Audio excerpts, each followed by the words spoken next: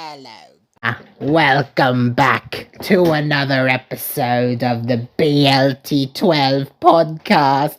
I am your resident plonker, and I am joined by my old cream cracker. I think you'll need to give me a sec. The amount of physical recoiling I did has not been seen before. Alright, introduce yourself, co-host. Hey, it's Pokeair 2004 here, and I'm still trying to unrecoil.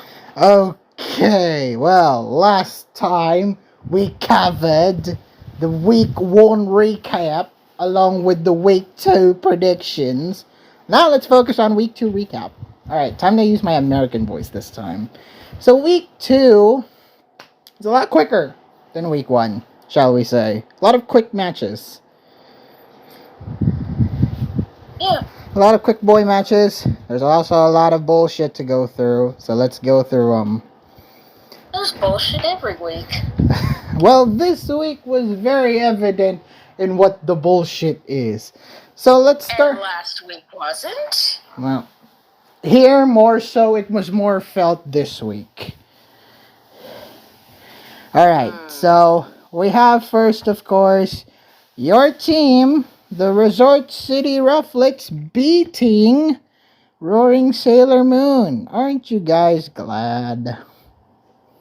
Yes, we are glad. You started... That's not enough. We need to beat the Laprases now. Well, you started off the week with a 3-0 victory. Then you kinda lost the plot in the middle, but then you brought it back during Sunday gaming. Sunday gaming ended up good. It ended up working in your favor. Well, okay, let's move on to the game, shall we? Oh God, please stop. First up, we have the Ubers game between Skimmy the God and Skyu. So, first off, we have this game where Eternatus poisoned Kyogre, who paralyzed it in return, and was fully parad on turn 5 to die to it, while Skimmy's own Kyogre managed to beat Skies with Thunder, however missing an Origin Pulse against Terra Poison Tinglu.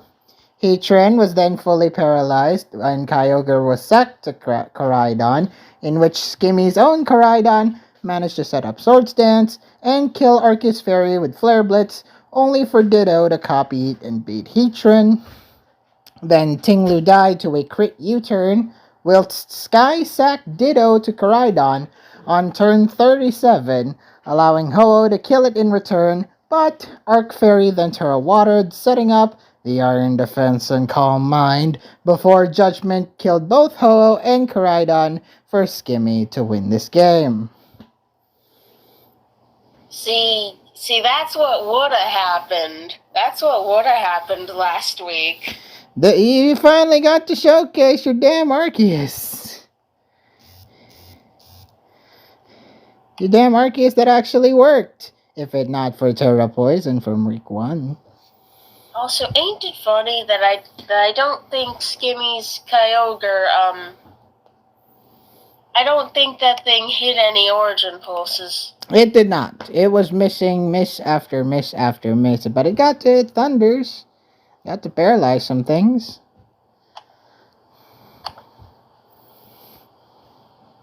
Good on that, right? Yes. So, well done, Skimmy, for finally pulling off a week 1 win. Maybe Sky, you can bounce back. I think they're currently 0-2 at the moment. Well, we can check that because there's a BLT spreadsheet now. Yeah, that none of the hosts. Well, let me actually see first before I call out on their bullshit. Did the hosts actually put the spreadsheet in? No, they did not. Alright, so the hosts did not. The host did not put the spreadsheet in. Yes, we do have a BLT record sheet. I'll put it in the post in the thread or in my description. I have it pulled up. Yeah, okay. What is Skyu's record? 0-2. Oh, man. Skyu needs to bounce back one of these times. But Skimmy is 1-1. Good on He's ya. got Darling in the Franks record. Darling in the Franks. Yikes. Alright, next up we have the OU game where Maverick shooters needed to bounce back from a loss to the trio was broken. Finally did against Mada in a weirdly played game. I agree. This is weird, but we had good matchup. You had a really good matchup, but it was just... This was odd, okay? This was just an odd game to look at. So, as you can see, it's a Webs team on Mav's side, and Mada's got, some standard sets that you would normally see in OU. But, Rabambi's Webs actually ended up mattering for good old Mav, as, he got to set it up before Goldango killed the Rabambi. And Rillaboom managed to kill the Goldango before terragrassing to, oh boy, okay. Hmm? Letting Goldango just die. I think everyone watching, if we were all in the same room, we'd just be looking at each other like, Did he just do that? What was that? Why did he do that? Did he just do that? Why did he do that? It is an incredibly weird play to just sack your Goldango like that. But, here's another tricky part. Here's turn 8, where Rillaboom terragrassed and managed to Oko crit Enamorous with a wood hammer, setting the field from 6-3 in favor of Mada. So you may think, oh, Mada's got the advantage. But now. You see, after Iron... Technically, he does. Well, we'll see. After Iron Moth just died to the friggin' Samurott, in comes the Raging Bolt, and in comes Goldango. What does... Yeah, Samurott having Aqua Jet is a little unusual. As we know, they usually run Sucker Punch, or, see, it's just a typical Sucker Punch, Ceaseless Edge, knockoff, whatever. But, yeah. 3 dark moves, Samurott. But then here comes the weird part. Turn 15, we saw Goldango trick the Raging Bolt, who just set up a +1 Calm Mind, and Raging Bolt was just free to attack, Dragon Pulsing the ever-living frick out of Mada's team until it died from Slowking's Toxie. It makes sense why Mada tricked it, Mikoi. It does? I mean, if Raging Bolt goes for T-Bolt, which you would think it does versus a Goldango, right? If it goes for T-Bolt, you have a great tusk. That's it. You have a great... It's over. Yeah, you have a great tusk to answer to, which that can't do jack crap. But yeah, Mav actually went for the sensible option and went for Dragon Pulse, which, Yep, he knew the trick was coming. So... He knew it was Scarf Goldango already, so... Trick was coming, we knew. Mada ended up losing a lot. He ended up losing most of his team to the Raging Bolt. And then, we came to the end here where we saw the Iron Treads Terra grounding to beat the Great Tusk. Who did Headlong Rush. Why would you go for Headlong Rush when, you could have probably, I don't know, kept your defenses up and not be susceptible to a Terra Ground Earthquake? Yeah, I don't know what Mada was expecting. I don't know either. I think Mada forgot we still had Terra. Well, despite not knowing what Terra is, Mada still lost because he used the Headlong Rush, which, against... which put it in range for Terra Ground Earthquake from Tread. Yeah, so that was just a dumb play at the end. It was a strange way to win, but yeah, good on Maverick from winning a tour game after 4 years. I don't What, think sir? it's actually been that long. Yeah, I don't know what he was thinking, but okay. Lots of weird shit just happened here. Alright, next up we have the other OU game between Chicos and Unstoppable. Now here's a game that's quite evident as to who was the more dominant player. This one actually broke your streak of we were 3-0, and then yeah, when Chicos lost to Unstoppable, you were thinking, we got this, we're fine. Didn't realize that, you would end up losing the next two afterwards. Chico's kind of fumbled in team choice. Yeah, I wouldn't want to bring like stuff like Tinkaton or something that's just generally weak to stall, which, when you know it, Unstoppable actually brought. Yeah, there was pretty strong evidence to show that he would bring stall. We didn't trust our guy. So what happened was Clefable lost the Sticky Barb early on, but knocked off Slowking's Heavy Duty Boots, while Tinkaton encored Gliscor into only setting spikes, while Tinglu set up his own hazards. Then, on turn 25, we saw Slowking successfully poisoning the Clefable, who Terra-steeled and healed itself off, while Gliscor warred with Tinkaton for a bit until the latter died on turn 47. Then Landorus Terra-grounded, Okoing a sacking Amoonguss, however losing to a Blissey Seismic Toss on turn 59, while Tinglu... Yeah, why didn't we just kill the Blissey? There was no reason not to do that turn. Yeah, I don't know why. You died a Seismic Toss. Why would you do that? Yeah, that was just a weird play. I mean, even if he switches in like Dondozo or Gliscor even. Dondozo or Gliscor even, like, I don't know, you would think to go for the kill anyway, because Blissey's already that low, and you were in killing range to do it? Like, come on. Anyway. Like, you either Earthquake or... Maybe he was expecting the Gliscor switch in, actually. Maybe that's why he went for it. I guess, but it wouldn't make sense to go for it. I mean, I guess he would... you know what? Maybe he expected the Gliscor, yeah, or maybe potentially a heal. But it's fine. Weavile failed to kill Clefable with low kick, who then warred with Zapdos, and then Chicos just forfeited. Any other thoughts with this game? Well, I think it was pretty much over when Lando died.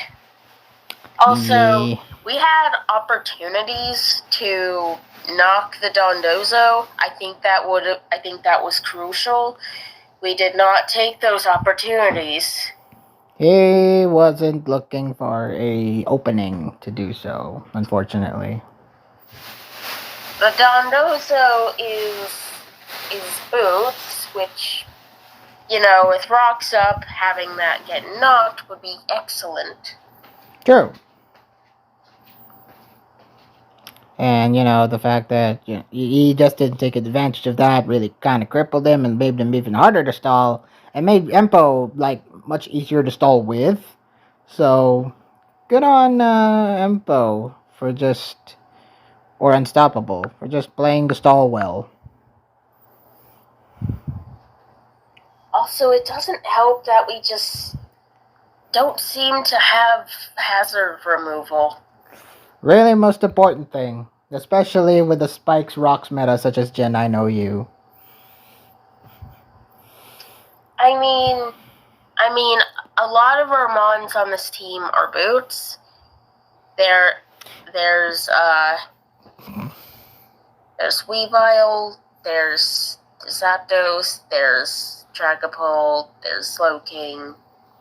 But still, it makes Yeah. sense to bring one anyway, because once you lose that boots, you know, things are gonna go really hard.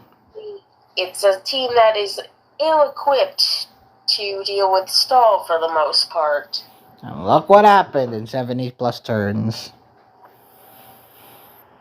Alright, next up is Yo-Yo, one of the final games. Also, to rub salt in the wound, apparently the tech that Chico brought with Lando was his opponent's tech, as he said. Unstoppable's idea. Really shows. Alright, next up we have Yo-Yo. We have Goro Yagami versus Blidius. Your final game. Not the final game overall, but your team's final game. And you had already won at that point, so this was just for gravy. So, we have, of course, Tornadus initially taunting the Cobalion on the first part to prevent it from thunder waving, while Skeledirge managed to burn Tyranitar with Will-O-Wisp, while Clodsire took out Meowscarada with Poison Jab. Latios then Terra-Steeled, which, you know, sounds good on paper, with Tyranitar knocking off Keldeo's Expert Belt and resting off to heal Burn, while Excadrill dodged a Focus Blast to Rapid Spin Rocks away. Oh yeah, that was really unfortunate. Yeah, you could have removed your hazard removal. You could have removed his hazard removal by that point. Cobalion then managed to successfully paralyze Tornadus on turn 43 after dodging its Bleak Windstorm, while Latios killed Tyranitar and Skarmory killed Cobalion. Terra Fairy Excadrill was going to be the killer for you guys. Very well set up for the end game. However, turn 57, we saw Latios dodge the Rock Slide and then just killed it with Luster Purge. But, you know, I think that was kind of a bad decision in the long run, because Latios really needed those Luster Purges. Because... How do you even kill the Excadrill otherwise? Oh, that's right. You have Draco Meteor and Aerosphere, which doesn't do anything. So, yeah, it makes sense to use Luster Purge now. But, you know, in the long run, maybe, you know, the other 3 instances you maybe couldn't have used. I don't know. It's hard to foresee that by that point. But at this point, you gotta look at the bigger picture here. You got Latios, you got Terrasteel Latios going up against 4 Mons, 2 of which are weak to poison. So you might as well, you know, preserve your thing until then. Poison? 2 are poison types. Yes, they are poison types. They're not weak to poison. So 2 poison types. So you might as well preserve your Luster Purges. Especially with Toxapex being such a special wall, and Clodsire, you know, being Clodsire. Kind of a wall at everything. Maybe go for your Aura Spheres or your Draco Meteors. Well, no, probably not Draco Meteors, because, you know, chances... The problem is, Mikoi, we can't really... The thing is, we only have so many moves overall, so, like, at some point, not Luster Purging may actually be more wasteful. Yeah, that is the big issue with this one, because the fact that, you know, you had to preserve Luster Purge against Toxapex and Clodsire, but the rest you have to deal with what? Aura Sphere and Draco Meteor? Yeah, that's kind of a bad combo to be, you know, stuck with fighting 1v4. Goro Yagami was just in a rough position at that point, so I kind of understand why, you know, he had to, like, you know, get the Luster Purges in to try to get some damage in, but yeah, it's just hard. It's just hard for him. And you know the fact that they was just prolonging the game until Skarmory got to kill it with Body Press. So, yeah, that's just kind of my general observation with the whole thing. Any other thoughts?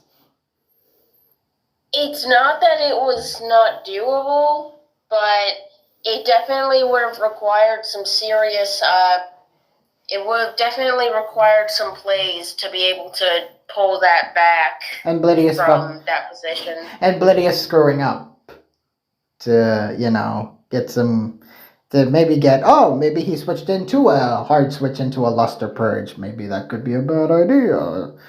So yeah, good on Blidius for actually, keeping the pressure against Goro, even though it just made Goro's endgame just a lot harder, actually. So, I wouldn't be surprised if Goro straight up won if those focus blasts hit.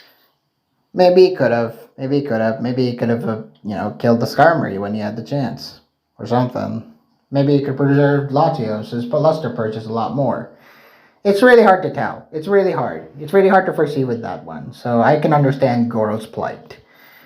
But yeah, that is the UU game in a nutshell. Alright, next up we have Are You Kidding Me? We had Ars9 versus Drip Legend. And let me tell you something. I was worried. I was real worried. But Ars9 managed to pull it off very nicely. So, here we have Drip Legends team, which had a Volcanion, who was an early game threat, critting the Gastrodon and the Cyclizar while,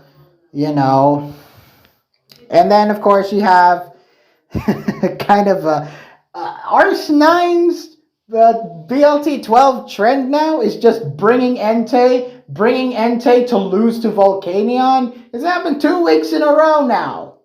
So why would Ars9 want to bring Entei again if it's going to lose to Volcanion anyway? Well, in both instances, it doesn't. Unless you either missed or the opponent terras. It should, and both Lo instances. And behold, what happened in both games. And somehow both instances happening where Entei could just not kill Volcanion. Maybe hopefully when you get to the finals and you see a Volcanion in Ars's game versus a Volcanion, maybe Ars9 can have the redemption arc. I don't know.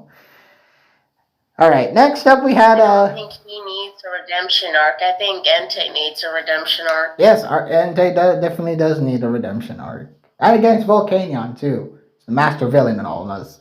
So, Gengar ultimately defeated Gyarados and Mew before defeating Cinccino later, while Hisui and Gudry defeating Volcanion with Draco Meteor. Then we come to Stupid Town right here. So, we saw the same TPP. Stupid Town. Well, we've diverted into SpongeBob either. Wow, okay. So we've diverted into Stupid Town quite a bit here, where Bisharp was then tricked to gain Scarf, chipping the Gudra Hisui heavily. Until Gudra managed to pull off the impossible and crit kill Oricorio on turn 45.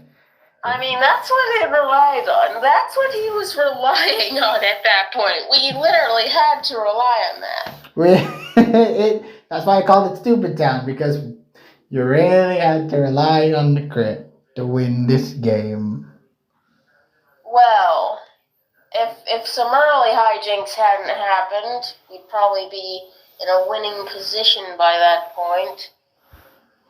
One of which is an Entei. So, yeah. It was... Oh, I was just referring to the Gastrodon. Oh. And losing Entei doesn't help either, but... Yeah, that's what I meant. So, yeah, the Oricorio crit was stupid enough. But then, the stupidness does not end here. So, we have Gengar coming into a hard switch. The choice Bisharp killed it. Then Curse Body activated to lock the fucker to not using its throat chop, only causing it to struggle, and while Gudra just soundly beat the fucker with tanking it with struggle. What a dumb. Also, why did Drip Legend sack his Gyarados? I have no idea. He had a free Bisharp. Why didn't he switch it into a free Bisharp? Bro did not know it was choiced. Yeah. What a dumb way of winning this game, but congrats Arsenine, I guess. Hey, it's not like the curse body, went for ours. Well, it did, but it's not like it mattered. The crit mattered as well. Well, the crit first mattered, and then you had to do that, and it just became stupid. Yes, the crit won it. The curse body didn't matter by that point. It was just icing. Even if it didn't activate, the Gudra is Gudra's Terra Fairy with leftovers and protect. Yeah, it just easily does that. It just easily killed it at that point, which should be a good thing. On top of which, the Bisharp was one heavy slam away from dying. Right. Yeah, Bisharp was still in position to die at that point, but still, you know what? It's a fine little thing. That's the thing that happened. Okay, fine. Stupid, but it's still a win, I guess. Alright, next up is not quite stupid. This one is actually pretty commendable on the part of the NU game. We have Acid beating Estra. Very, very commendable win for Acid. I quite like this play here against Estra. So, Estra kind of brought a whack team. Honestly, I kind of didn't like the usage of Ditto here. The others are fine. I think he thought Acid would bring offense or something, because, why else would you bring a Ditto? Fair enough, but, it just felt out of place when you have five, potentially, you have five great mons here to use, and then you have the whack choice in the middle with Ditto. So, yeah, I questioned that team choice. Well, Acid just kind of played it straight. For the most part, at least. Where we got early instances of, first of all, the Slowbro burning the Pawmot early on. Then Toxicking the Flygon. Not that mattered terribly much, because apparently it's Natural Cure Pawmot. Yeah, it's Natural Cure Pawmot, which is funny. But the other thing that happened was the Toxicking of the Flygon. However, Scrafty managed to shrug off Amoonguss's attempts of Shed Skin and setting up, killing the Ditto immediately with Drain Punch despite losing the leftovers. Kilowatt. Yeah, that was not terribly smart on Estra's part. Yeah, I wish, he could have... Why would you do that? Why would you just do that? Yeah, why would you just lose that free Ditto you have? You could have maybe preserved it for later, but unfortunately, it just had to die like that. Yeah, I didn't like it. So yeah, Kilowattrel, then crit kill the Bungus, which led to Estra's forfeit. But yeah. Yeah, that was unfortunate. It was a crit kill that was real unfortunate. But yeah, Estra was just not feeling it this game, while Acid clearly was. He was absolutely pulling his weight. Well, that's kind of what happens when you get an unlosable MU. That's right. Wasn't this game that Acid commented that it was a perfect MU? Literally unlosable. In his words, perfect MU, literally unlosable. So, yeah. So, Acid got what he wanted. He managed to bounce back after a crushing week 1. So, good on ya. And also, you got to beat one of the best players. So, that's already 2 feathers in your cap. Next up, we have PU. Where PU, not the man, not the tier, beat Bleehay. In kind of a... I mean, that's what happens when you face the tier itself. Pew! No wonder Raj found it stinky. As the chat and the Rufflets seem to be. Pew! We saw Pew. Like the man, not the tier. Deja vu. So we have Skuntank knocking off Mudsdale's Rocky Helmet, while Typhlosion burned Rhydon with Infernal Parade. Then set up against Florges, who also calm-minded, until turn 31, where we saw Typhlosion manage to beat the Florges by hitting it with the Infernal Parade, allowing it to die to burn. Goody goody. The benefits of having Infernal Parade being also physical. It's dependent on Typhlosion. Typhlosion then that Blehay tried to set up against our Typhlosion sealed his fate right then and there. Yeah, because as you may know, it was just over the moment he tried to do that. Yeah, because Typhlosion having Infernal Parade, meaning Florges was still susceptible to damage. Yeah. Well, no, it's more so the fact that the Typhlosion was sub-Calm Mind. That too. And Blehay had no opportunities to kill that thing, which ended up sweeping him in the end, beating, of course, everything else until Piyush just won. Yeah, I don't think we've had a more dominant victory this week. Actually, yeah, hopefully that makes Piyush a lot better after losing that week 1. Hopefully that makes him a lot happier. Alright, next up. Oh, this game. Wesh Papillon versus Envy in LC. Oh, sweet. It's either Pap haxes and wins, or he gets haxed and loses. Oh. Hasn't had a clean game yet. Oh, sweet baby Jesus. Whatever happened to LC? Envy first knocked off Mienfu's Eviolite early on, knocking Mudbrace as well before Vullaby died to Stone Edge, while Gothita tricked Fungus into getting Eviolite and then killing it with Psychic. Diglett Alola then Terrastellar, beating the Mudbray and crit killing Mienfu, while Pap sacked his Diglett Alola against Sandshrew Alola, allowing Chinchou to crit Shellos to kill it. Then Chinchou, then Terra Flying, lost to Diglett Alola, while Sandshrew Alola beat Fungus in the end for Envy to win. Any other thoughts? That crit was everything. That crit sucked the life out of Pap, probably. Made him not want to play LC, especially this week. Yeah, I think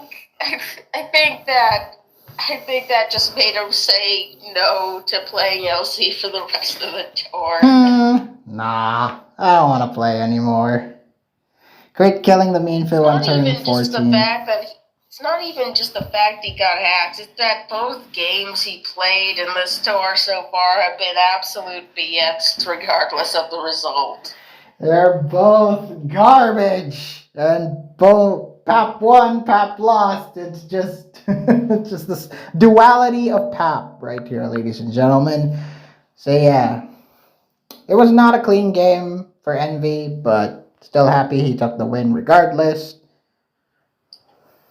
And for those wondering if the crit on Mienfu mattered, since, that was Terrastellar Diglett. Yep. And, Terrastellar Life Orb Diglett. Yep. And Ironhead was getting the Terra Boost that turn. Yep. And Mienfu had no Eviolite. For those wondering if the crit even mattered with all that, yeah, it actually still mattered. It was. Pap was running a real bulky Mienfu. That's real unfortunate. So, yeah, that was just a bad display between two goated LC players. You could have remade. Maybe the game was a little. Hopefully, the game later should be a lot better. Next up, we have Monotype, where Rio Vidal beat Twinkay. Never doubt. Once again, with an unfavorable matchup. Once again, Maroon showing that it don't matter if I get the top disadvantage. It don't matter a damn thing. I'm just gonna win, because I'm goated. Dark versus Fairy. Yeah. Rio Vidal actually won with that. So, Hatterene paralyzed Tupa, but was slowly killed by Samurott Hisui's Ceaseless Edge, setting up spikes. Then after Hoopa died, Tinglu set up rocks and whirlwinded out Azumarill before dying to Primarina. Then we saw the Masquerada then killing the Primarina, and Klefki's attempts at paralyzing it were blocked, allowing Meowscarada to kill it, while Iron Valiant nearly killed Mandibuzz with Close Combat before dying to Darkrai. Then Meowscarada just kind of swept the rest, killing the last two Mons and winning. Meowscarada. Good. That's all I have to say. Good. Weed Cat for the win. Good on Maroon for winning a... Oh, not Weed Cat. Performer Magician Cat. Performer Magician's Cat who was friggin' sassy in Pokemon Horizons. Go watch Pokemon Horizons. It's the best. So, yeah. Meowscarada absolutely proving why it's the champ. And Maroon proving why Dark beats Fairy. Do not bring type... Yeah, normally it doesn't, but Meowscarada makes this matchup so much better. Don't bring type disadvantage against Maroon next time. Don't try to frickin' scout... Well, okay, you're gonna bring Terra Grass against Terra Water Maroon? Nah, screw that. I don't even think Terra Grass is good this gen. Maybe I'm wrong. Monograss, not Terragrass. Alright. So, congratulations Maroon on winning. Next up... Oh, fuck! This game. Fuck this game. Fuck everything. Oh, do we have to really talk about this? Because this made me mad. What game are we talking about? Oh, the game that got you in hot water as well, PokeArt, for a little bit there.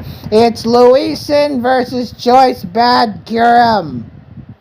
Good. Oh, you mean the game that got Choice Bad Kyurem in hot water over a joke or something? Oh, this game, well, it definitely got me heated because this bullshit happened. Because this game of absolute bullshit happened. Oh, talk about an undeserving win if I ever seen one. So, first... Yeah, I'd say, considering, we prepped well versus Snow, like, specifically. Why did Greedy have to say last week that Choice Bad Kyurem was gonna bring Snow? He fake leaked, and then he actually... Well... For the record, it wasn't based on what he said that we prepped versus Snow. Yeah, just to clarify, it wasn't that. They were well prepping in advance. It's just that it just so happens Choice Bad Kyurem uses it a lot. Unfortunately. And he won with it. So Ninetales set up screens while Kyurem had a Spadef drop on Sinistra, setting up Gouging Fire to crit Cresselia before it died to Volcanion Steam Eruption. Yeah, that crit was really bad. And then Kyurem... Yes, it was. Then Kyurem crit killed the Sinistra with Freeze Dry. That made it even worse for our friggin' viewing pleasure. Oh yeah, did you mention how the Will-O-Wisp missed the Iron Hands? I forgot that happened too. That was also really bad. Oh, less immediately bad, but bad nonetheless. Volcanion at least got to burn something. Got to burn a Rillaboom. While Ninetales encored the Iron Hands into Swords Dancing, while Chien-Pao failed to kill Ninetales. And then you said I hate everything. And then Terra Waterlanders came in to beat the Iron Hands with a crit Earth Power, while Terra Ghost Ursaluna got critted before Luisan forfeited. GG? It wasn't a GG. You don't have to lie. I agree. Neither side has to lie. Neither side has to lie. Both sides are lying here. Yeah, so I don't know. So yeah, it was just a bad game. It was just a bad game. And yeah, we got real annoyed. We got real annoyed real fast. Yeah, but I also got unannoyed real fast because even if it's BSy like this, I really dwell on it for more than a few minutes. It was all worth it because in the end you got to beat the team. You lost this battle really unfairly, but you won the war. That's what matters. Alright, next up we have the Ranbats game. MG destroying Hammy in 2. Oh my god. MG. It almost wasn't in 2, if you know what I mean. Oh, we'll get to that. So, game 1, we start off with the Hitmontop first defeating the Wigglytuff, while Revavroom poisoned the Avalugg before flinching with Ironhead to let it die to poison, sacking the Dipplin. Regidrago then beat Revavroom, then tried stalling out only to die to Dipplin Sucker Punch, who nearly swept MG, until we saw the Terra Steel Meganium set up the Swords Dance to beat the Zekrom, letting Iron Shreds eventually kill the Dipplin in order to win M-Genius this game. Not gonna lie, I get why we set up with Revavroom when we did, but we probably should have just killed Avalugg. Not gonna lie. He wanted to get the early. He wanted to get the early thing going through. Also, he was gonna die to poison, wasn't it? Well, yeah, How do you not? that, or we could have just killed it. Yeah, it's fine. It's fine. It worked out in the end. It's all working out. So. But man, the Dipplin gave us so much trouble. Yes, it did. Dipplin. Don't underestimate Dipplin. Also, because you were using Meganium as your Terra and Life Orb and freaking offensive Meganium. Oh yeah, I think MG made a little misplay when using Meganium versus the Dipplin. Where? I don't understand why once Meganium was at +4, I don't understand why MG attacked. Right? Instead of, like, isn't it what you do? Don't you just immediately set up to +6? Yeah, I mean, that. Yeah, you need to preserve your life orb, your health, because you have life orb. You have life orb, and, you know, the fact that Dipplin was also running out of Sucker Punches. It had 2 remaining. You're gonna be. Yeah, but that's not the issue.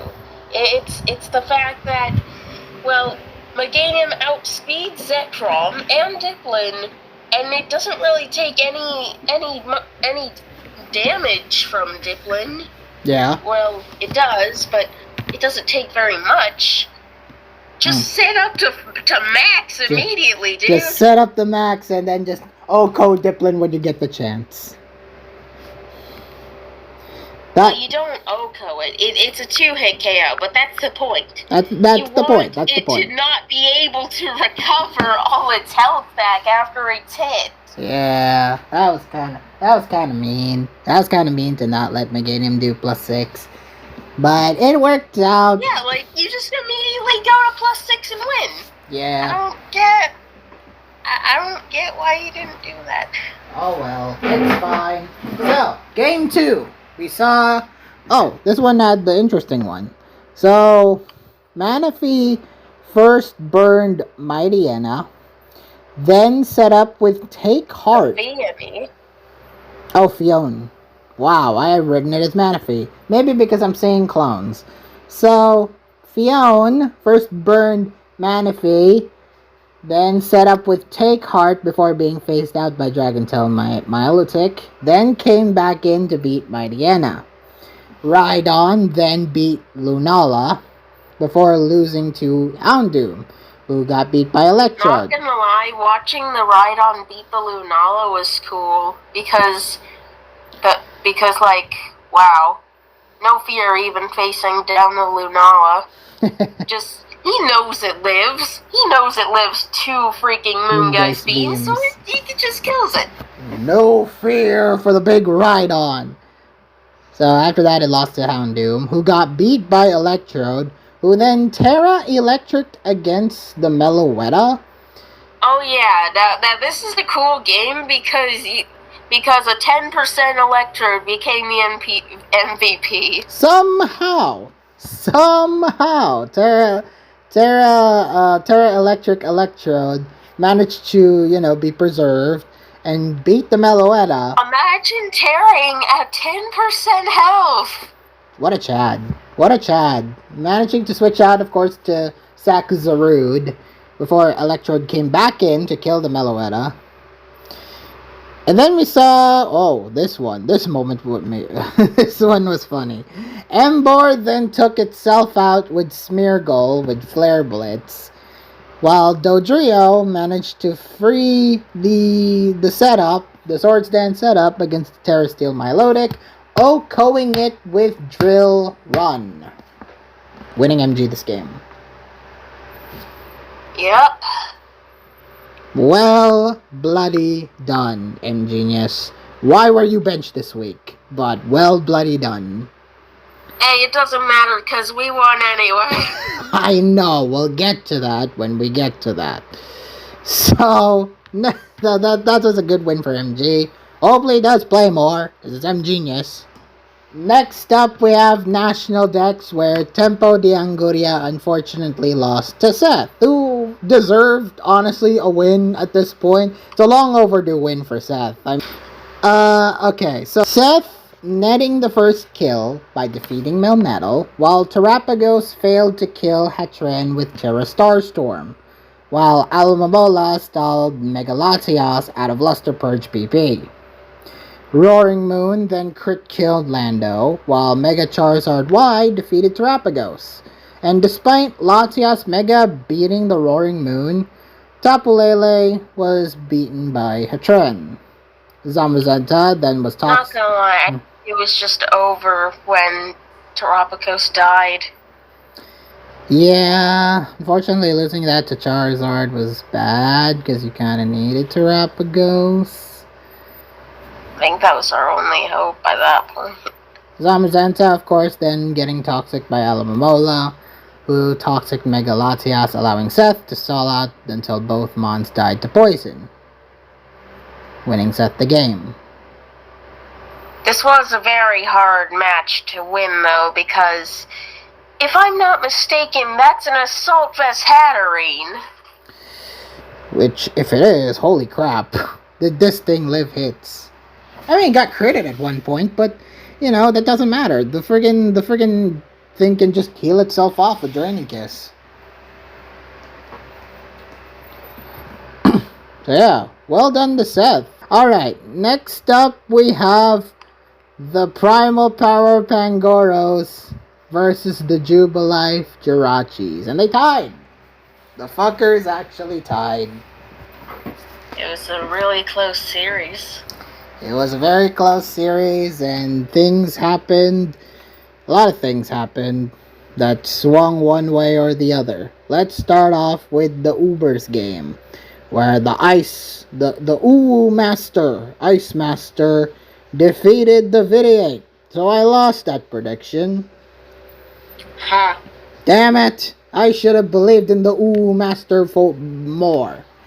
Alright, next, so first up, we have both sides setting up spikes, while Zacian set up Swords Dance and crit OHKO'd Giratina. Terrapagos was poisoned, but got to Rapid Spin away hazards. And Terra Poison Arc Water followed up by killing Gliscor with Judgment. Terra poisoned Arcwater, then set up Calm Mind against Kyogre, then swept with Judgment until the switch out at turn 33, with Koraidon killing Terrapagos and itself with Flare Blitz. Terraflying was then set up, Terraflying Zacian was then set up with Sword Stance, but got burned with Ho-Oh, leading to the forfeit by 7992.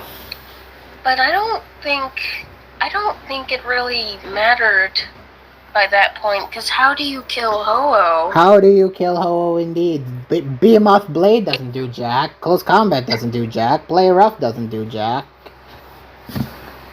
Like, and even if you're Wild Charge... That's killing yourself. You just died a recoil. That's just killing yourself. So, yeah. Zacian... Unless this thing was like Terra Blast or something. Oh, that would have been... That would have been I don't know if one mattered. That would have been whack because Ho-Oh was also, like, near at full. And it's physically bulky. So, yeah. Well, it's more especially bulky than physically. But, you know, it's fine. Next up, we have the other OU, the first of our OU games. We have Crying versus Starreal, which Crying won. I think we predicted Crying to win, didn't we? Yes, we did. Yay, good on us. The other two did not. Good. We assert our dominance, at least for this one time. Man, I keep saying that a lot. Alright, first off, we have Star, setting up hazards, while Weavile powered through, without heavy-duty boots, mind you, to kill Samurott with Triple Axle, losing to Goldengo. That's shortly. A banded Weavile, Mikoy. That's banded. That's banded, and bringing it into hazards. Against the freaking Samurott. That's crazy. So, yeah. Yeah, well, Crying is crazy good. Yeah, Crying is crazy good. He proved himself there. Hopefully for you people who haven't seen how good Crying is, hopefully this is a stark reminder. Then we saw the Terra Ground Kyurem subbing to stall out the Garganacl and Tornadus before killing Goldengo. Then, after Great Tusk died, Crying managed to burn Great Tusk before defeating Tornadus with Kyurem's Freeze Dry, and Hydraples with Corviknight's Brave Bird, before Starreal eventually forfeited. Good stalls all around from the Terra Ground Kyurem. Oh yeah, Crying just kinda absolutely eviscerated Starreal in this match, not gonna lie. He did. Well, she did. It's kind of a big boy. It's kind of a big girl moment for Crying here. Just absolutely, like, you know, outpacing Starreal at every point. Managing to make a mockery out of this hype matchup by just being Crying and being dominant. Yeah. Good on Crying for winning. Next up, we have the other OU game. I wish we could have gotten Crying versus Dugtrio is Broken. It would actually be a great match between the two. You think it would have been better than Crying versus Starreal? I mean, we got Batty versus Starreal in between, so I'd say that's not a fair trade-off. Alright, so Batty versus Dugtrio is Broken. And Batty, Dougie was the one who brought Sun. So, hopefully this should be enlightening for you, PokeArt.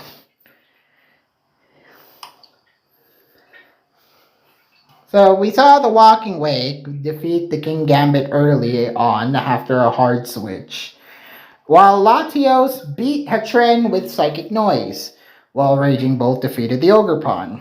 Zamazenta defeated the Ninetales, but lost to a Terra Ghost Venusaur, who swept for a little bit until Latios beat it, Terra stealing before getting O-code by Walking Wake later on, to win Dougie this game. And Batty could have very well reverse swept that. Really? What, you don't think a goddamn Latios can reverse sweep? Let's see here. A slightly over half health Raging Bolt, a Great Tusk, and a Walking Wake. You don't think a Latios can just reverse sweep in that situation? It outspeeds them all. It does. It can hit them all super effectively. It can. Well, that would be that would be a detriment. If against the Walking Wake you do Draco Meteor, that would be a detriment.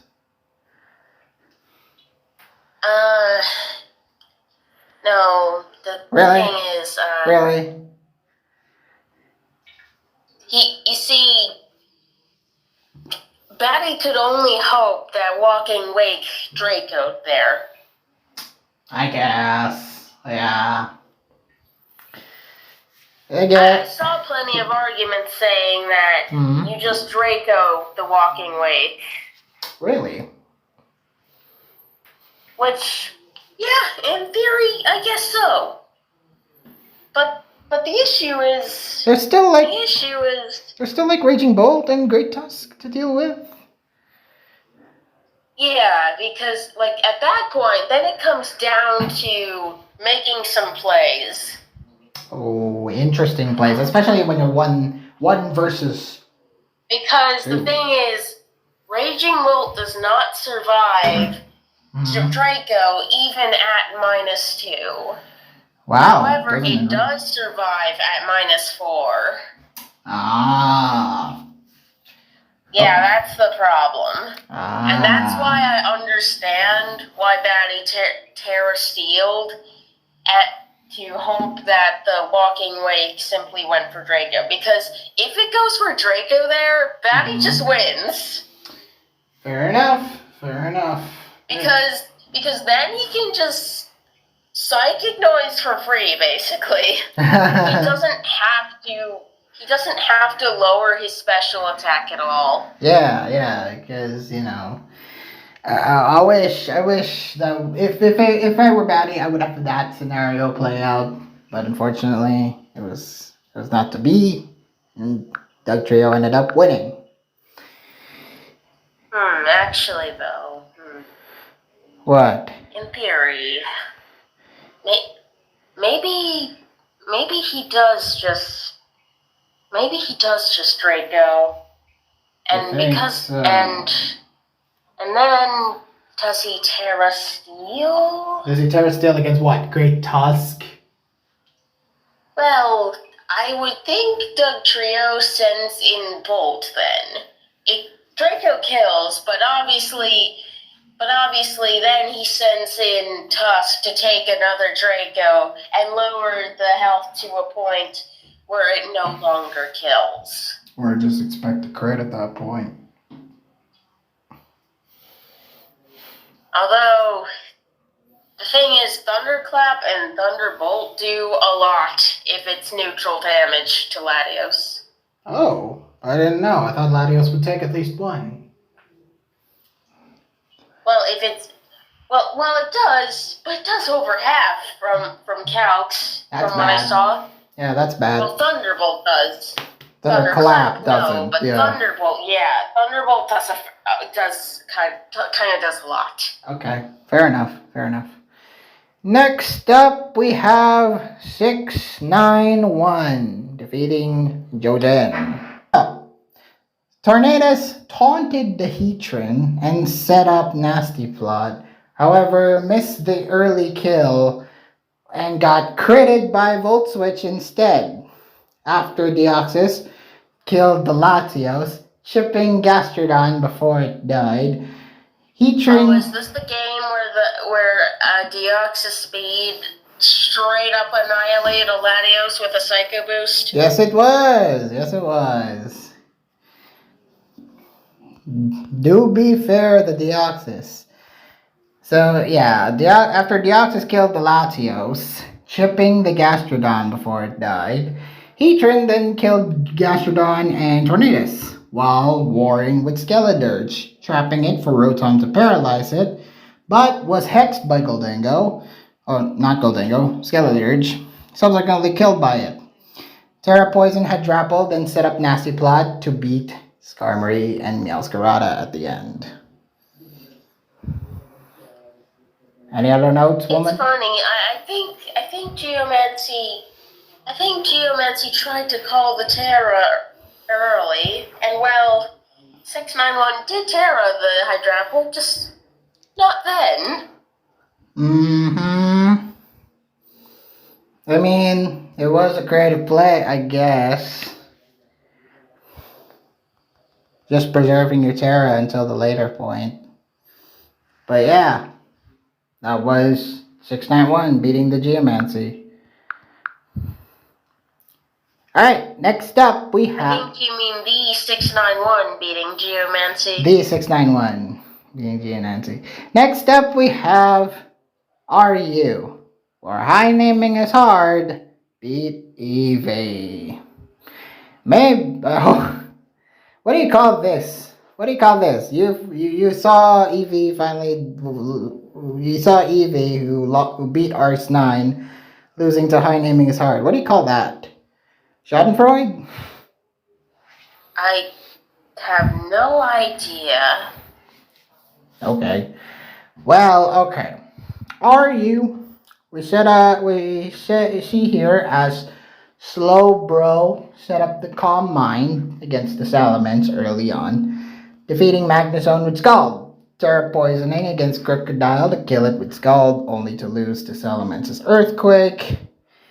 Then, after Noivern killed the Slowbro, Basculegion killed the Terra Water Rheaniclus, while Noivern came back in to beat Salamence before losing to Zapdoscalar, who was killed by Entei in the end. To win High Naming is Hard this game. Very short game this one. Did you mention the hurricane misses or... Honestly, I kind of glazed through it because I didn't think it would factor in to winning, but I guess High Naming is Hard was very apologetic. I'm pretty sure what High Naming is Hard meant when he said sorry for hacks is sorry for the hurricane misses. Because it missed twice on Slowbro. Yeah, that was really unfortunate. Maybe you could have gotten the kill then. And to give you an idea, Draco, which, how much base power is that compared to Hurricane? Is it the same? 1/3. No, Draco Meteor is 130, I believe, and Hurricane is 110. But Draco Meteor misses less. But Draco Meteor misses less, because that's 90% accurate, and this one is 70%. But basically, 130 powered Draco Meteor into +1 Slowbro here did 40. Mm-hmm. So it's fair to say, it's fair to believe that Hurricane probably did around half or so. Okay, fair enough. But yeah, that was the game. That was a game by Gegwe. Hopefully I'm saying that right. It's a weird username. Next up we have... Just say High Naming is Hard. Because saying it is hard. Alright, next up Maybe naming is harder. Wow. Okay. Well, we have NU. We have Django versus Enzo Nana. So, Django... This game wasn't weird. This game had hacks. And it was a bottom page. What the frick, me? Why did I... Okay. Django versus Enzo Nana. Oh, man. Enzo started off with Sun. Setting up the Sun, allowing Scovillain to OHKO the Overquill. However, Articuno Galar dodged an Infernape's Overheat, then dodged a Chinchino's tail slap on turn 10 to kill it, while Infernape killed it back with knockoff. That was already bad enough. Yeah, that was pretty game-losing, actually. Then, Kilowattrel then defeated the Infernape and Tornadus, while Terra Dragon beat the Caparajah, while Venusaur tried to sweep last-minute growth. However, Flygon got to kill it with first impression to win Django this game. So yeah, Sun won once, Sun lost once. And the overheat that the Articuno dodged killed, too. Guaranteed. It was a guaranteed kill, because it was Infernape. Unfortunate. Alright, next up we have PU. Suzuka defeating Blood Ace. First thing to mention. Blood Ace's team. I know it's standard, I know I'm not supposed to hate it, but I hate it. You just hate hyper offense. Admit it. Not to this level. Not to this level of degree of hatred. So Avalon got to set up rocks, only to miss Mountain Gale against Slowbro Galar, who killed it. Unfortunate. Then Terra Poison Brute Bonnet counteracted by defeating Tatsugiri with Sucker Punch and Hariyama with Seed Bomb, only losing to a Terra Poison Rhydon. Then we saw Slowbro killing the Salazzle. After Vikavolt killed Slowbro in return, it was just basically a trade-off. Both players just kind of killed each other's mons back and forth. Braviary was hard switched into Wochien, unfortunately, while Braviary and Rhydon missed both respective moves on turn 21. Wochien then finished off Rhydon in the end for Suzuka to win. Any other thoughts? Turn 21 was funny. It was okay. I get a free kill with you with Sky Attack. I miss. Oh, I got a free kill with you with Rock Slide. No, I don't think Sky Attack killed. At that range? Yeah, no. Really? I'd like to see the calc. Yeah, it was just really funny seeing the two missed. Well, let's see something. Acrobatics is like 110 power then? Yeah, it's acrobatics 110 power. Sky Attack's what? 140? Yeah, I believe so. I don't believe it killed. I think it narrowly missed the kill. That's a really close stat, if I ever see one. So, even if Sky Attack didn't miss, if Rock Slide also didn't miss, I'm pretty sure Suzuka just won anyways. Alright, we saw that.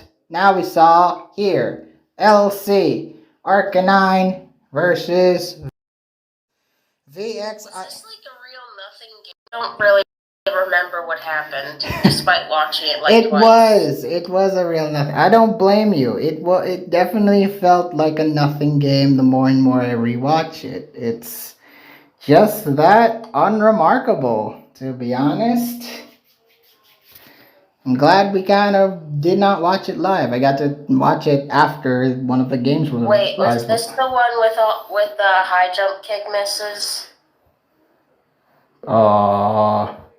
No. It's probably later on. Didn't look like it in my notes.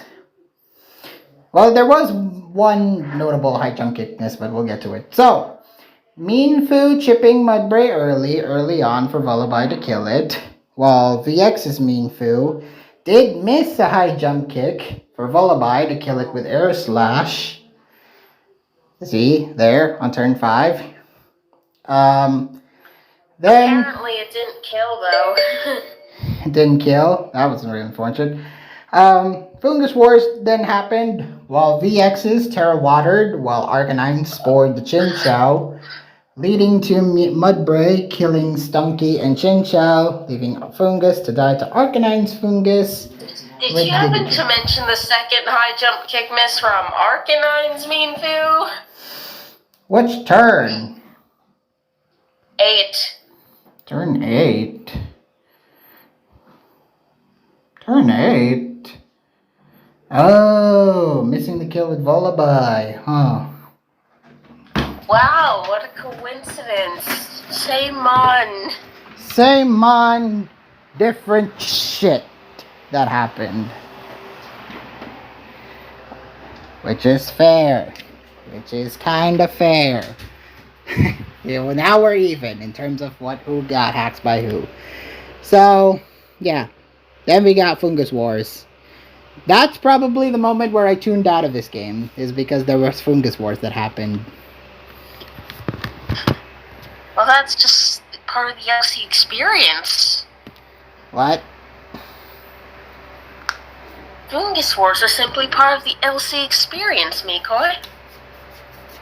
That's an experience that should die, honestly.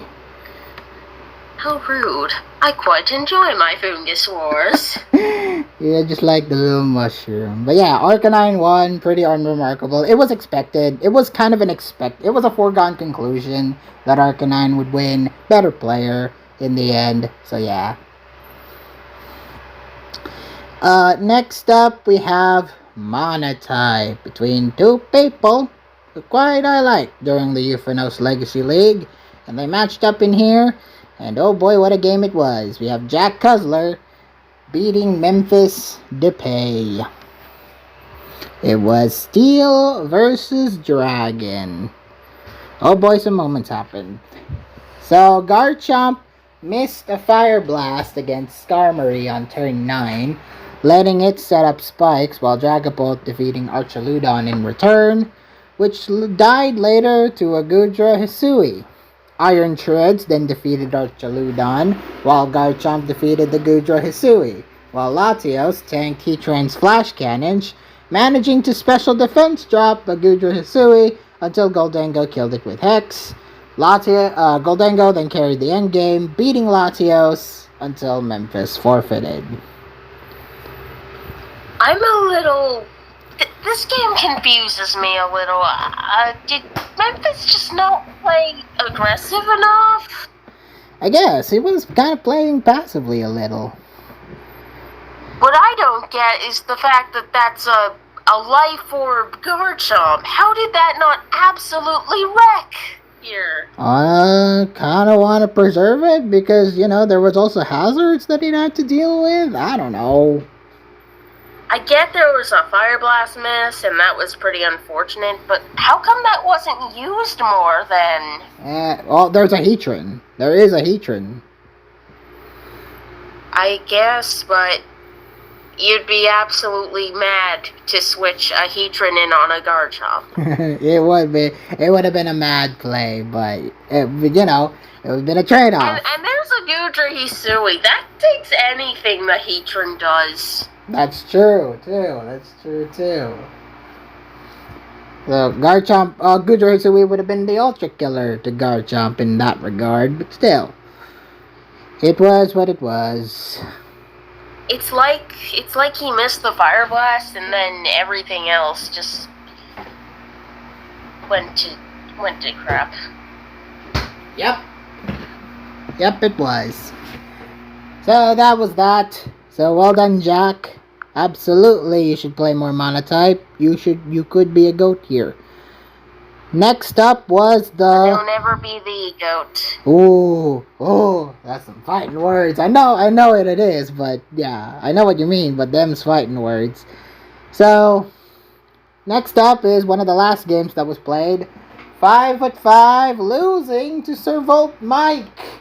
Poker actually getting this predict right out of the four of us. Like I said, gut feeling. Also, they have the same avatar. They might be teammates. Yes, they were teammates. That's what the avatar means. Some doubles league or something. It was Doubles World Cup. Ah. Okay. US West. US West. Okay. So, we have Heatran, Terra bugging and taunting Among Us, while Roaring Moon knocked off Galar Moltres' item, while Heatran crit it with a Heat Wave, until Mike's Heatran beat 5s with Flash Cannon. Then, after Among Us and Moltres died to Breaking Swipe, Terra Normal Dragonite was set, with Jin Pao assisting the Sucker Punch kill Suicune while Dragonite E-Speed, with the two getting final kills on Landorus and Mew for Mike to win. Any other thoughts? Not really. It's occurring to me that I may have not actually seen this game. It was one of the last ones. How could you not? Well, I missed like 2 out of 3 of the last 3 games. And this was one of them.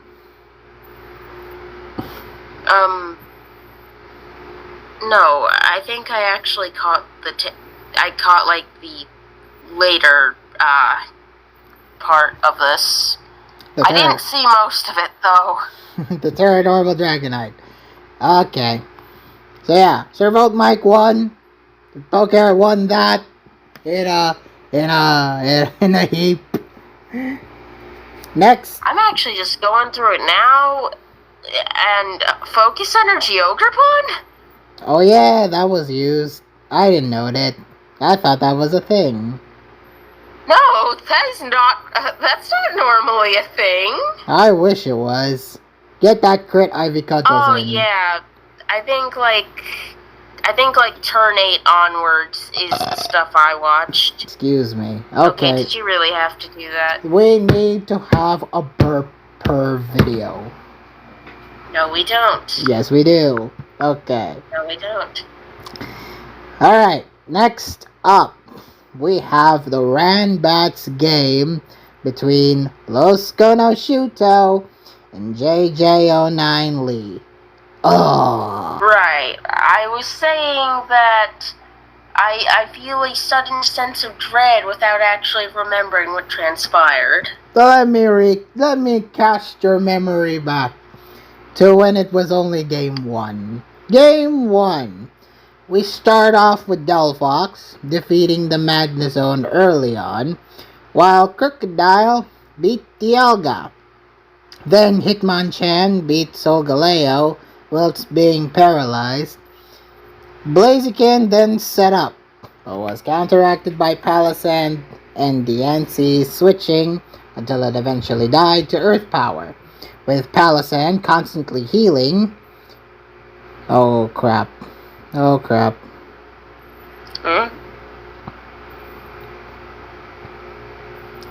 What? What happened there? My phone refreshed a little bit. Don't worry, I'm coming back. As I was saying, Palisand constantly healing to beat Crocodile to Life Orb Recoil. Delphox then finished off both Girafarig and Blissey in order for JJ to win. So that was JJ's win. And he played it rather straight, to be honest. Like, even killing the freaking... just playing mind games with the Terra Dark Blaziken for Palisand to kill it, that was nice. So yeah, well done to JJ there, but the next two didn't really work out for JJ. Actually, it was more play straight here in Game 2, where we saw the Arbok set up with Coil, then defeated Mandibuzz with Gunk Shot, with Dodrio counteracting to beat Malamar. Colossal then was paralyzed, while Poliwrath tanked hits to beat Lucario with Drain Punch, while Heatran paralyzed Iron Moth, who burned Iron Hands in return. Iron Hands then knocked out the Terrasteel Vespiquen, dying to burn itself, while Dodrio beat Arbok. And Colossal beat Fluttermane and Iron Moth to win Losco, this game? Do you have any thoughts?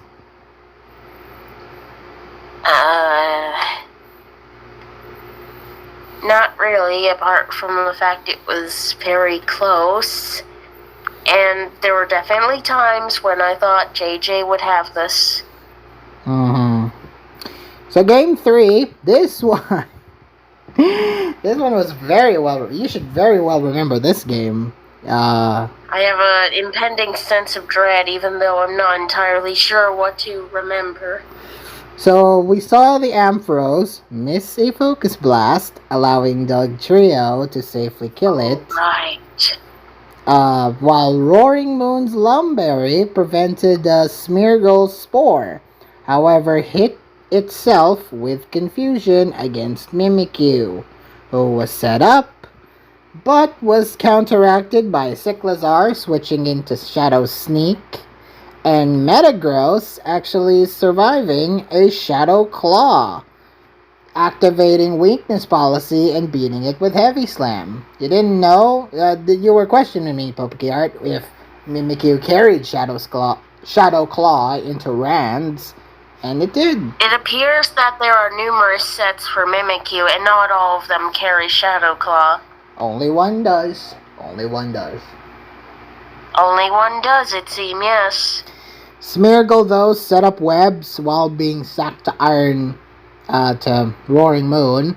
However, Iron Thorns came in, set up the Dragon Dance, and swept until JJ forfeited. Yeah, at that point, the Terra Steel, I think the only hope was that, The Terra Steel Poliwrath.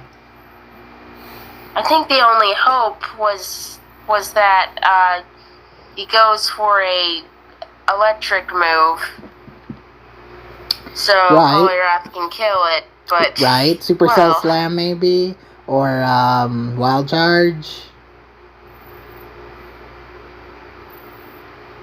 Yeah. Okay. So yeah, that was poor JJ. Los Konoshita though, well, win a lot better. Good win here against JJ. Next up, we have National Dex. Adrian versus Team Charm. The last game to be played this week. They played, 7 or 8 o'clock in the morning? It was more like 6 a.m. for you, I think. Oh, it was more 6:30. Well, I caught this one. Well, I had to note this one last. Ending off my 15-page document. Yes, I do create 15-page documents for my research. Thank you very much. So, yeah. Alright, so Goldango beat Ribombee after setting up webs. However, Ferrothorn missed a Power Whip against Manaphy on turn 5, dying to its Surf as a result. How unfortunate. So, we saw the Hattrend and setting up Calm Mind to beat Zapdos and Hippowdon, losing to Megalopony, while Urshifu managed to sub up and beat Goldango. Then Ogerpon beat Megalopony, leaving Toxapex against a Goldango, who paralyzed it until Charm forfeited. Any other thoughts? Not really. How unfortunate. The early momentum was crushed due to a power miss from Ferrothorn. Alright. Yeah, that was really bad. Speaking of, well, hopefully this should put you in the good mood because, since you're opponents and all. But we have the next matchup here as the Lavender Laprases got trucked by the Cinnabar Charizards. Trace... Kind of crazy how they lost just as hard as they won in the first week. Right? It was the duality of these boomers, I tell you. MJ and Jiri can have great weeks like week 1, and then lose tremendously to another boomer in week 2. God damn. Well, it appears they were outdone. They were out-boomered. They were outdone in boomerness. Yes, they were out-boomered. They were out-boomered.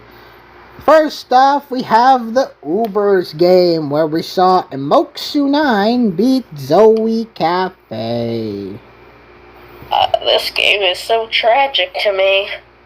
Oh, man. Frick. This game was happening live when we were recording last week, right? Oh, that's right. This was the game that was playing.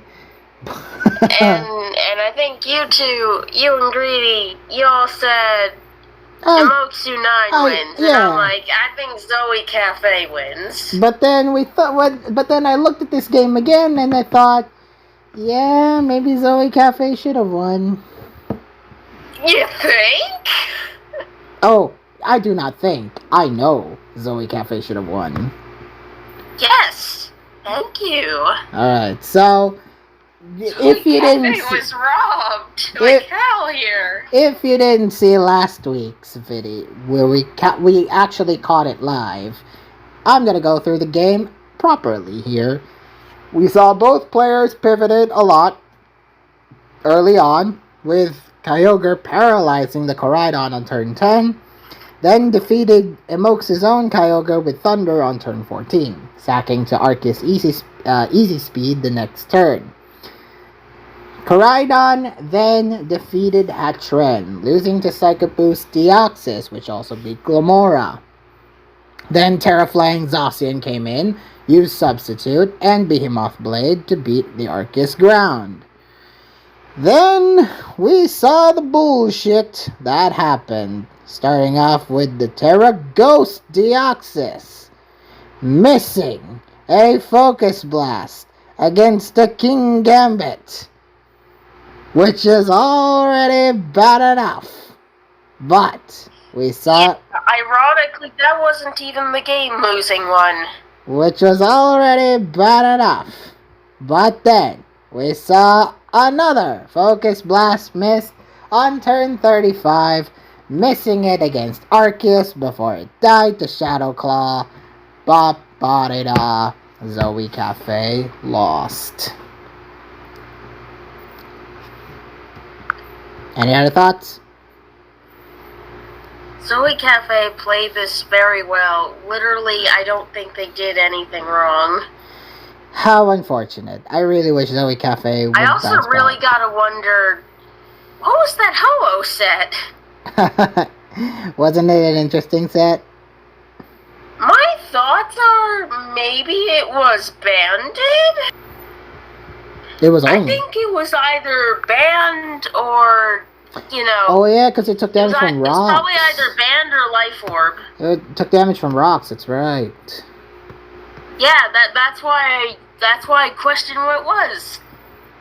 Maybe it is banded. Who knows? Yeah, the first Focus Blast miss was already bad.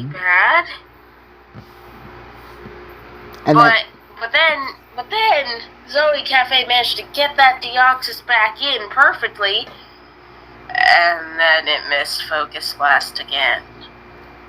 Oh, Deoxys, thine how miss your Focus Blasts. Alright. Next up, what was supposed to be One Last Kiss versus Cave, turns out he got L-capped. And he lost. I think... No. You make that sound like Cave got L-capped and lost. L-capped got L-capped himself. He got L-capped himself, which would naturally think he got cheesed, but in this situation, no, it was probably not. No, you see, L-cap used a very un-L-cap team. Yeah, it was very much out of his comfort zone, why don't ya? My guess is that's what One Last Kiss was gonna use. Probably would have used it better. So, El Cap versus... Because, like, no way El Cap uses Garganackle. guard balance otherwise, right? Garganackle, Soul King. Yeah, El Cap's not a real bastion of that. What are you talking about? So, El Cap, well, okay. Turn 1. El Cap thought, okay, maybe I should lead with Great Tusk, you know? Try to get some rocks in, maybe. But it just lost to Ivy Cudgel from Ogerpon. Yeah, it kind of just got one shot immediately. Yeah! Freaking, what was the point? If you're not gonna switch it out? Or freaking, I don't know. What would you switch it into? Samurai can't take it for beans. Maybe Kyurem? Maybe, I don't know. Still, though, he tried to set rocks, maybe, but then got punished for it. And then we saw Kaif's Great Tusk, who was used, which is a Great Tusk used correctly, beating Slowking Galar with Headlong Rush. Then, after Great Tusk Rapid Spun Hazards, it managed to kill Samurott Hisui with Rapid Spin, perfectly setting up until El Cap forfeited. LOL, this game was bad. Well, this is why you don't give El Cap anything but HO. Oh yeah, El Cap could literally cannot play anything but HO. Yeah, that's his mantra. Probably until he retires. Alright, next up we have... Oh, you think he'll retire? Unfortunately. He's in his 10th year, I think, on Pokemon Showdown? I want to say 10th year. Yeah, pretty much. Such a boomer. Alright, we have OU, Nemose versus Hacker. Starting to think... I remember this game being bad. I'm starting to think Hacker might be a secret OU god at this point, because... Or a hacker, if you saw what happened in this game. Yeah, because poor Nemose, he got robbed pretty hard in this game. But you know, you rob someone, then you get robbed. It balances out. It's karma. So you're saying that what Nemose got was karma? Maybe. Wow. Okay. Hey, we went over how he robbed Terra in week 1. I do. So Nemose versus Hacker. You give someone the good old thrashing via hacks, and then you get thrashed yourself. So Dragapult. So it started with a double Willow Miss. Yep, we saw the Dragapult Willow Miss the Ogerpon, and then twice. Well, first off, we have the Ogerpon missing a play rough on turn 1. And then twice, yes, doubly twice, losing the Will-O-Wisp before it died to Ogerpon's play rough. And then we saw the Iron Shreds chip the Tinkaton as much as possible before it died to the Gigaton Hammer. And then Samurott just had a really bad day. Samurott missed a Ceaseless Edge on turn 19. Then the next turn, you know what happens? He gets Ice Punched Frozen. And yeah, the jumble of jargon, the freaking encrypted speech that Nemose brought was probably also my reaction to this game. Yeah, lost the Great Tusker later on before Kira. No, Miko, that's not jumbled jargon or encrypted speech. That's Nemose slamming his head onto his keyboard. That's painful. Great Tusk, losing the Great Tusk later on before Kieran killed it with Ice Beam. Then we saw the Gliscor, Terra Water, lost to Kieran's Freeze Dry. And yeah, GG for Hacker. Hacker, secret OU God confirmed. I don't know. Should you be like saying that after I know. hacks his opponent that badly? He hacks his opponent. What a hacker. Alright. Yeah. Speaking of getting robbed though. Oh boy. Yo. Ziri got robbed of a win. Losing to Seraph. Is it me or did the Laprases just have a bad week? Yeah, one from the OU, and then you bring in El Cap, and then all of a sudden shit went the fan. Oh no. Seraph Z beating Ziri, and kind of an unfortunate game as well. So, Excadrill managed to set up rocks and spin away his own and before Tornadus killed it, while Seraph Z Terra-Fairied his Excadrill and set up the Swords Dance to beat the Keldeo.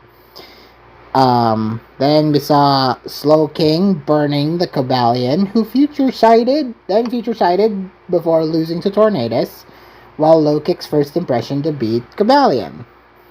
After Ziri sacked Enamorous though, Ogerpon set up with Trailblaze, then killed Latios via a crit Ivy Cudgel, right around here, turn 24, until Rotom burned it, which died to Terra Rock Ivy Cudgel, until Excadrill came back to beat it. Ogerpon then beat Low-Kicks in the end, for Seraph Z to win. I think by that end point, Ziri just really needed to hope for a Will-O-Miss. Yeah. Ziri could have won if the Wiss had occurred, but unfortunately it didn't. Alright, next up we have the RU game between Ampha and Joel, which Joel won. Why do you say like Joe-O? What? Did I really sound like Joel? Yeah, that sounded like... I said Joel. That's what it sounded like. Do you want me to say Joel? No. Joel X-Lap? I say Joel. Joel. Like... Yeah. You can literally say it with one syllable. Joel. No. Joel. Got an uncle named Joel. God damn it. Okay. Joel defeating Ampha. Again, there's the bad luck train for the Laprases. First off, we saw the Noivern use Psychic Noise on Empoleon, preventing it from roosting on turn 4, so good play there from Ampha. While Sableye burned the Slitherwing, who paralyzed it in return with Stun Spore. Jirachis then won actually the Flinch Wars against the Chestnut to beat it. And Necrozma got paralyzed before beating by the Crawdont. While Mamoswine killed the Bellybolt and Gudra Hisui killed Noivern before dying to the Crawdont. Then after Crawdont lost to Mamoswine, Empoleon managed to survive Jirachis, to survive all the flinches, before Sableye, in the endgame, encored Gardevoir to safely kill it. It locked it into Psyshock and just killed it with Knockoff to win Joel this game. Any other thoughts? Not really. Apart from the fact the result was a little surprising. It was. Everyone was expecting Ampha to just, win over Joel. Joel actually won. Do we know that everyone was expecting Ampha to win over Joel? No one else is doing predicts. Yeah, no one else, which is unfortunate. Because, okay, I actually can understand. 12 games to predict in one freaking setting. That's our job. We've turned it into our job. Alright, next up we have NU. Diamond's Realm versus Ninja. In which Ninja actually won. Yeah. He beat the GOAT, Diamond's Realm. Well, Diamond's Realm, brought Sun, right? That's another instance where Sun just doesn't work, PokeArt. I don't know, maybe they're using it wrong. They have been using it wrong. Maybe you should train them. How do you really use Sun? No. You're the Sun expert. I've not been Sun Master since Gen 7. You're the Sun expert. You should really train them. I'm Gen 7 Sun expert. You should really train them, you know? Why do you keep saying this like I know what I'm doing in any of these tiers? You should really train them, PokeArt. So, we started off with Whimsicott setting up the Sun. Mementoing against Monkey Dory, allowing Venusaur to set up growth and Oko it. While we saw the Venusaur setting up the growth, setting up real nice, and failing to kill the Alolamuk. Got killed by it in return. Terrifier Scope. Oh yeah. There was a Fire Blast miss, and I'm not sure how much it mattered, because I'm not sure how much it did. I'm also not sure how much it did. Probably does more. We have the Terrifier Scovillain, which was brought up. Then Brute Bonnet set up growth and crit O-code Flamigo with Sucker Punch before losing to Bronzong's Body Press. Then Klefki sets up Sun one last time. Scovillain manages to kill the Bronzong, but lost to Gligar, while Vaporeon stalled out Infernape to kill it safely with the Scald. I said safely instead of safely. Oh god. So yeah, there was the Fire Blast miss, the Terrifier Scovillain against Vaporeon under Sun. I don't know how much it would do, but I imagine it'd do like over half, maybe. The problem with this was that, Diamond's Realm lost Venusaur early. Yeah, maybe I should have preserved it. And tried setting it up when Muck was still in the back with full health. You think so? Well, yeah, because Muck's like the only thing there that can just full-on take what Venusaur's gonna throw at it. That's the only thing there that is guaranteed to take it. I mean, we did see it in turn 7, where it took that weather ball pretty nicely. Exactly. So, you could have probably set it up more, managed to kill it later. Unfortunately, not so much the case. No, I mean, like, he could have used it as a cleaner or something. Possibly. Possibly. Yeah, he needed... Yeah, it wasn't good to set up Venusaur when Muck is still that healthy. Needs to be at least shipped first. Sure that. Alright, next up we have the Lenny Goat. T. Lenit defeating the Droodmeister. Told ya. Never underestimate the goat. Never underestimate the goat. Never. Literally never underestimate the T. Lenite. So. Yeah, because like he brought something fire in this game, and no, it wasn't the freaking Rotom. No, it wasn't the freaking Rotom that was fire, even though it literally is. It's a cool little set. Well, actually brought it up right now. It's the Terra Ghost Virizion, setting up the Sword Stance on a hard switch from Uxie, who got killed by its Terra Blast, while Tatsugiri beat the Hoopa with Draco Meteor. After Mudsdale died to Florges, Rotom failed to kill Rhydon and lost to its Stone Edge, allowing Virizion to set up with Trailblaze to kill Rhydon, while Skuntank killed the Tatsugiri. Magneton then killed Skuntank with a crit volt switch, but failed to paralyze Virizion, who set up Sword Stance and Trailblazed again, and swept with Parablast. But the question is, did that Paramiss matter? No! It was Lumberry. Yeah, so the presence of the Lumberry allowed Lenny to, for free, Sword Stance again. That's why I wonder if it mattered. Maybe if it had hit twice, maybe it could have caused some issues. But since it missed once, that gave Virizion to just basically get an out. So yeah, well done to Lenny.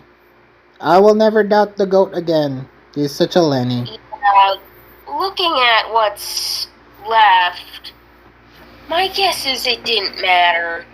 But it does depend on if +2 Terra Blast Ghost kills Persian.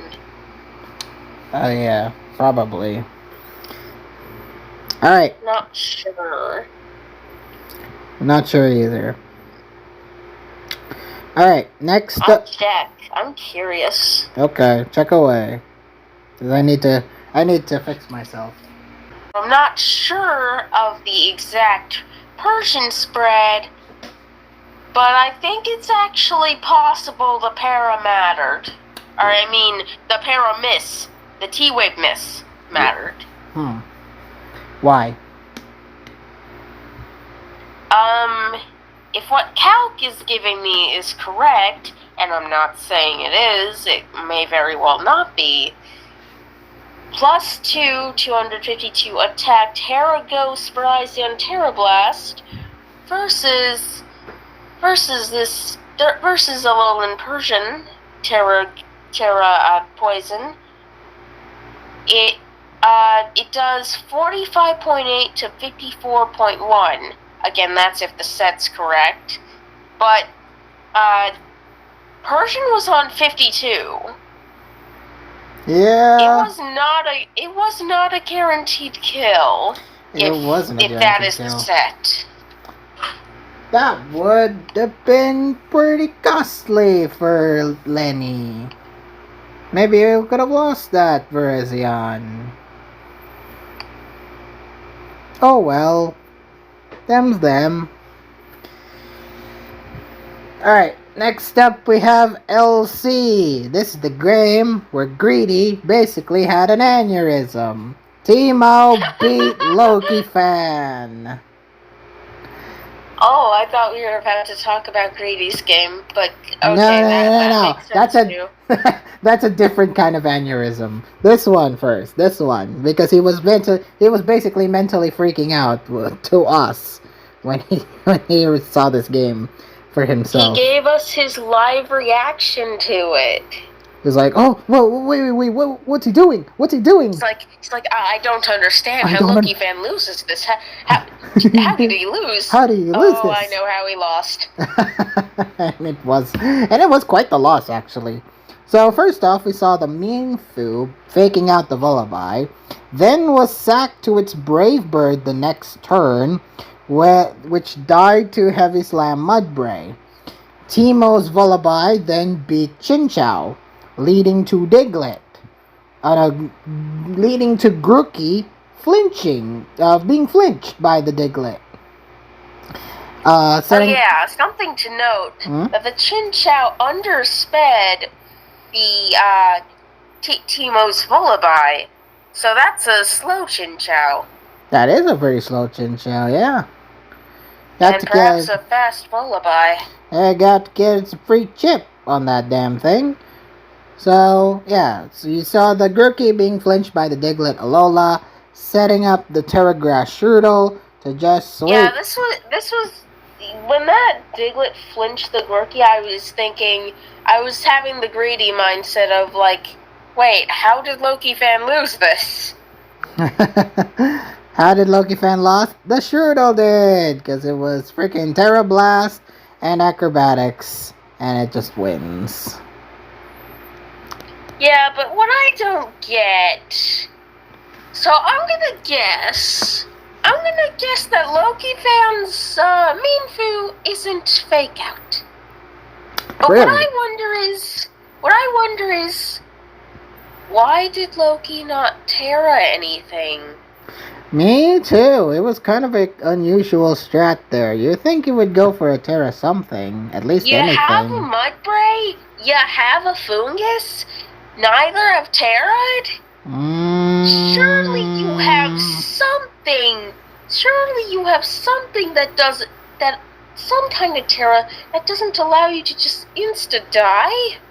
Yeah, you could have maybe survived at least a hit against the Shurdle's Terra Blast. Basically, any Fungus Terra would help it survive acrobatics. Yep. Especially if it kept the Evio. Yep. It did. And it did. It had the Evio. Good. So yeah. My guess is that Mudbray was probably like Terra Water or something, and not like Terra Steel. Or Dragon, yeah. Because otherwise I don't see why you don't just do that. Right. It would have been... My guess is that Fungus might have been Terra Water or something. Me too. And Loki may not have Terra'd it because he was afraid Teemo would call it. Yeah. But what are the chances? What are the chances? What was Mudbray's Terra then?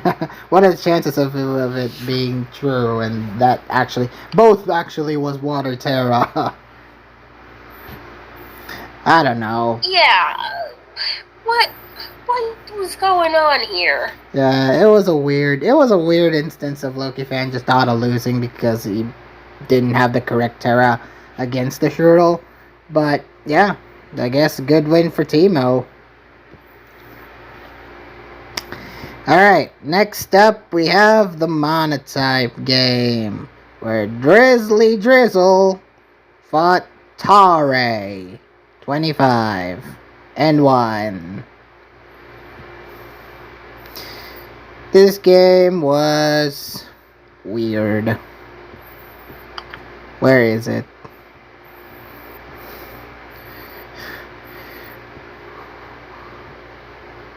Where is it? I don't remember. It's page 1, second game. It's literally under Teemo.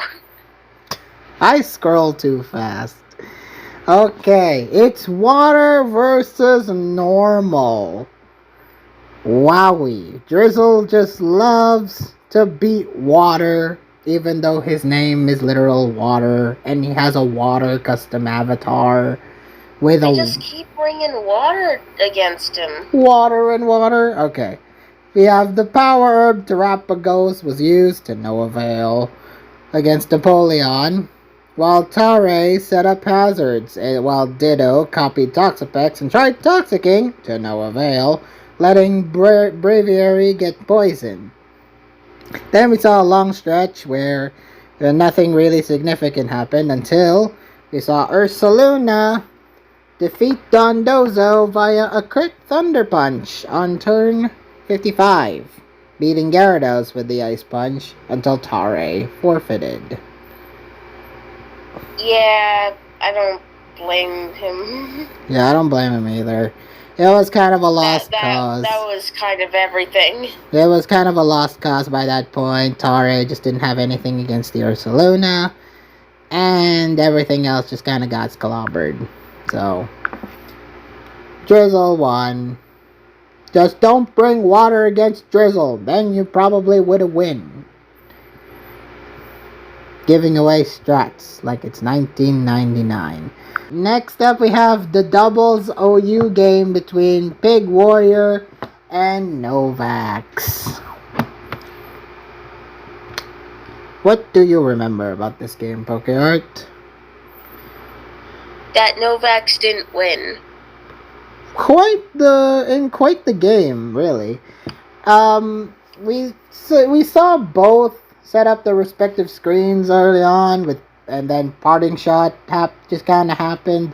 Pig Warrior, of course, netting the first kill with their Lando killing Novax's, with a crit weather ball through... I don't know if that mattered, but that's heat.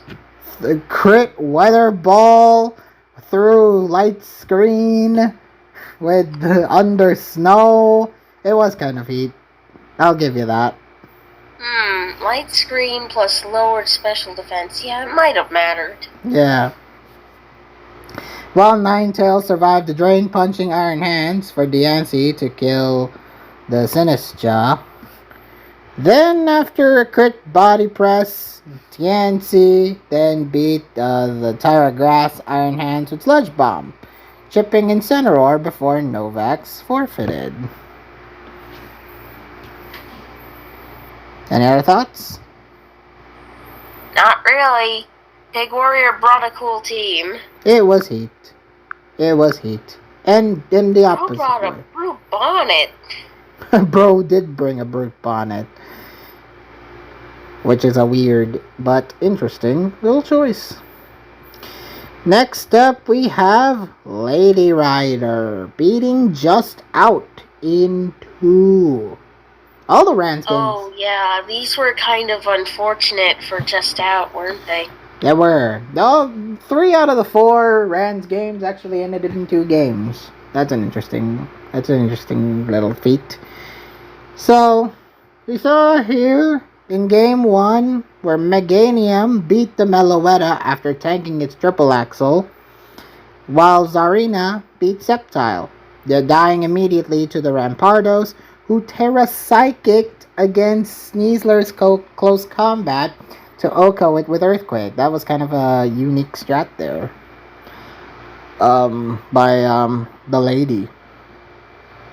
Sylveon then beat Meganium. Then Ward with Alcremie with Calm Mind, who Terra Steeled. And it was just a Calm Mind Warfest. Until the crit Hyper Voice happened on turn 42. Swept the rest for Lady to win. So,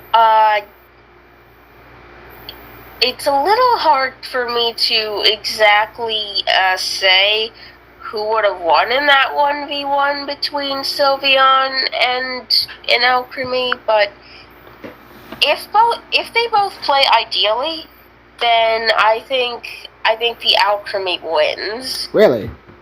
Stored power? It has more PP. Oh, you're probably right, because Hyper Voice was also... not store power. It revealed all its moves, Mikoi.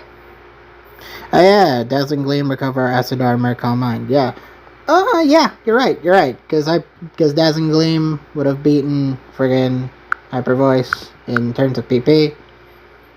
Ultimately, yeah, it would have been a struggle war. Fact that Lady Rider was running low on Hyper Voice. It was. Like, Just Out had more recovers than Lady Rider had Hyper Voice. Yeah. To give you an idea. Yeah, it was, the friggin' Just Out had more of the advantage right here. But unfortunately, Lady just critted him.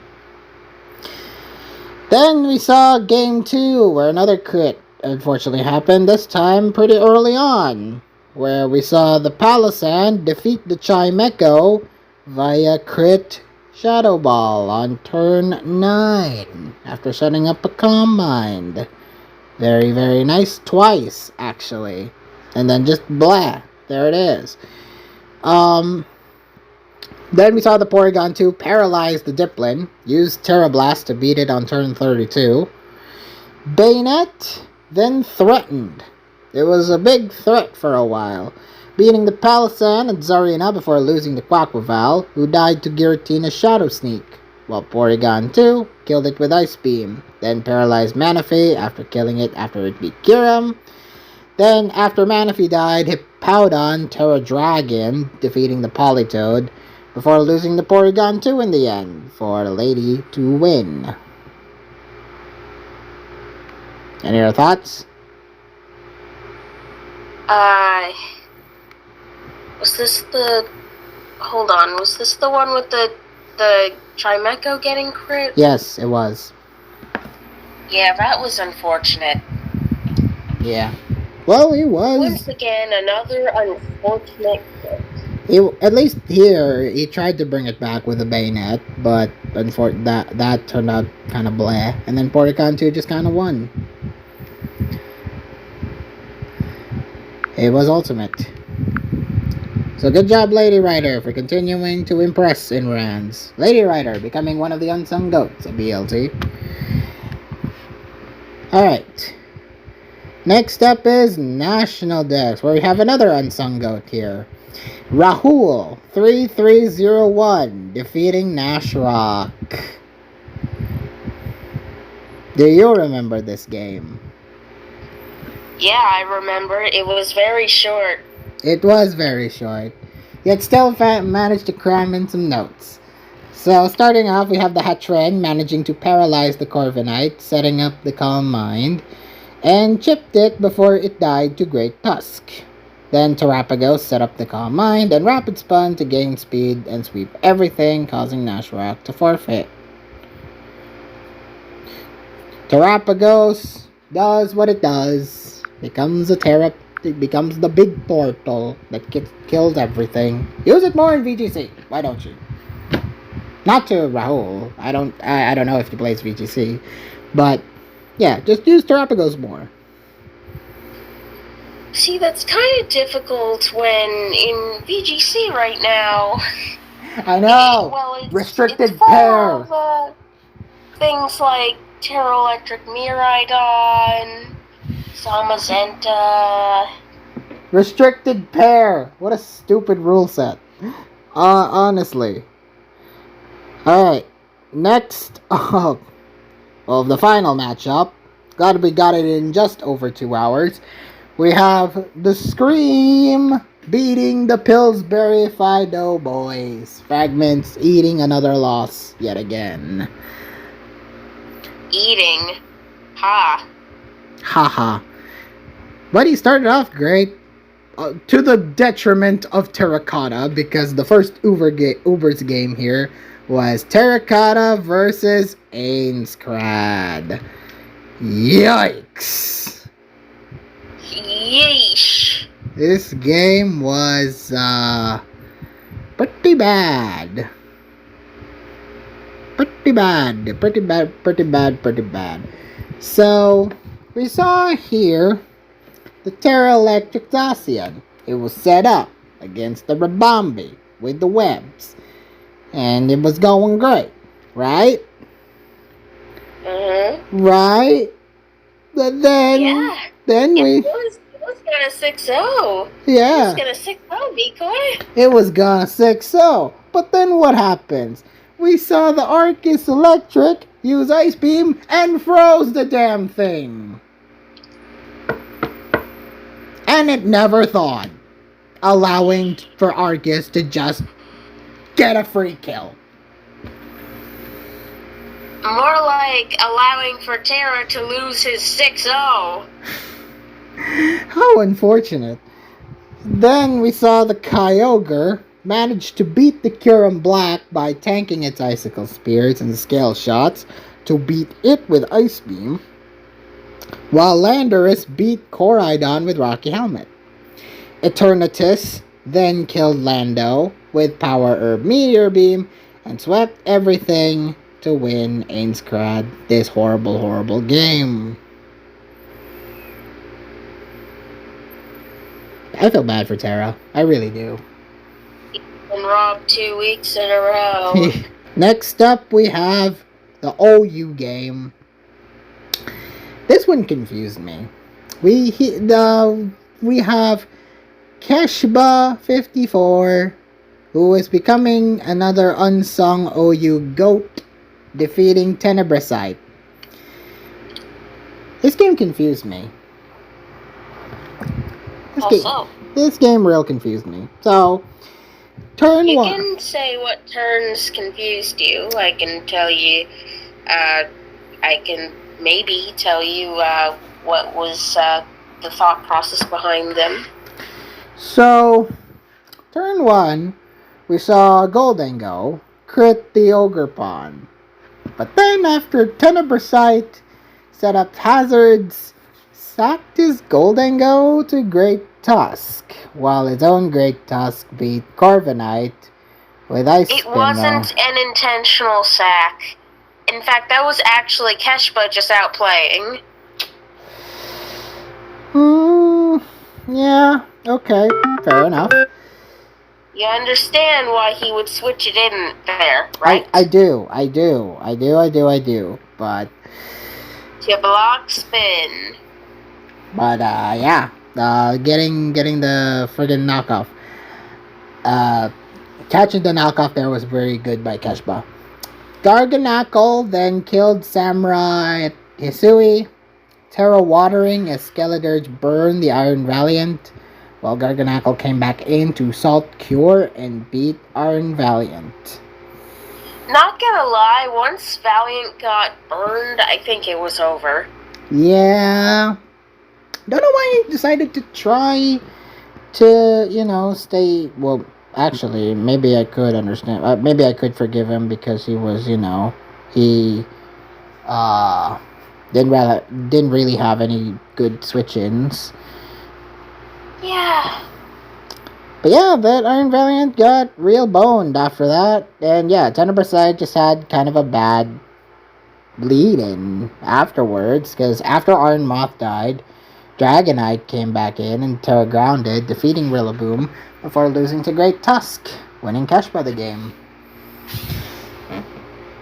Yeah, it almost reverse swept, but no, Keshba basically sacked Rillaboom, and, well, he kept his Tusk healthy enough, and that was all it took. Yeah, well, it confused me in the moment, but I can kind of see where Keshba was going for, and, ultimately, fair enough, he won. I feel as though he almost choked somehow, but... Towards that endgame, it was probably more noticeable. I guess what mattered most was that he kept Tusk healthy enough. Yeah, that's good. And didn't let the Dragonite set up anymore, because if it got the chance to set up more, well, then it would have actually been over for Keshba. Yep. So the Rillaboom switch-in makes sense because it forces Dragonite to attack. It can't set up. Yeah. It was a moment. It was an intentional sack at the case. So I can understand that, but yeah, it was that yes, game. It was doubly good in the way that acts like a sack, but it also prevents Dragonite from getting another D-Dance up. Yep. Especially once Goldengo died, but even then, I mean, it's Terra Waters. That was Goldengo. True. But I think the real kicker is the fact that it was Trick Goldengo, so yeah, Tenebrous needed to trick Garge, but never got the opportunity. Yeah. Alright. Fair enough. Next up we have Irene beating Dunox in the other OU game. So we have Slowking, who paralyzed the Tornadus, but Irene managed to catch a Heatran switch-in by beating it with Kyurem, who defeated Ogerpon soon after. Then Great Tusk. then chipped Tinglu before dying to it, and after Latios killed Tinglu, Kyurem defeated Tornadus with Ice Beam, but got paralyzed by Clefable. Clefable then set up... Now that I look at it, Kyurem just went in on Dunox's team. He did. It was kind of a kicker to Dunox's whole team. After Ogerpon died... Sure, the fact that it's choiced, does make it,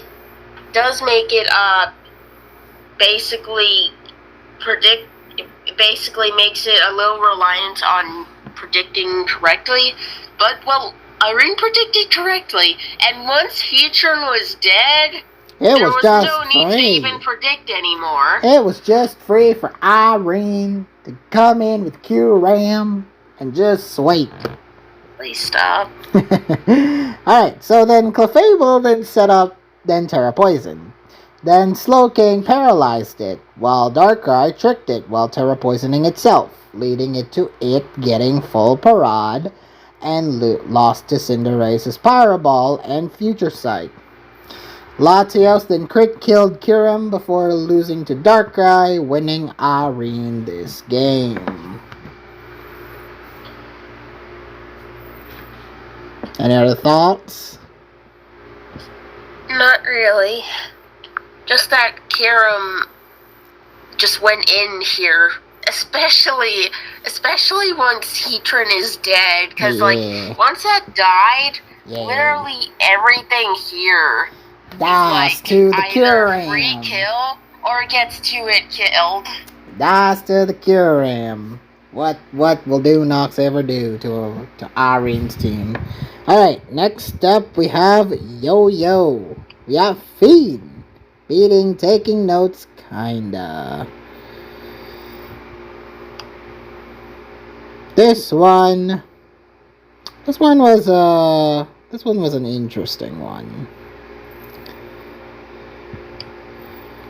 Let's see, where is that game? There it is. I actually found it rather quickly.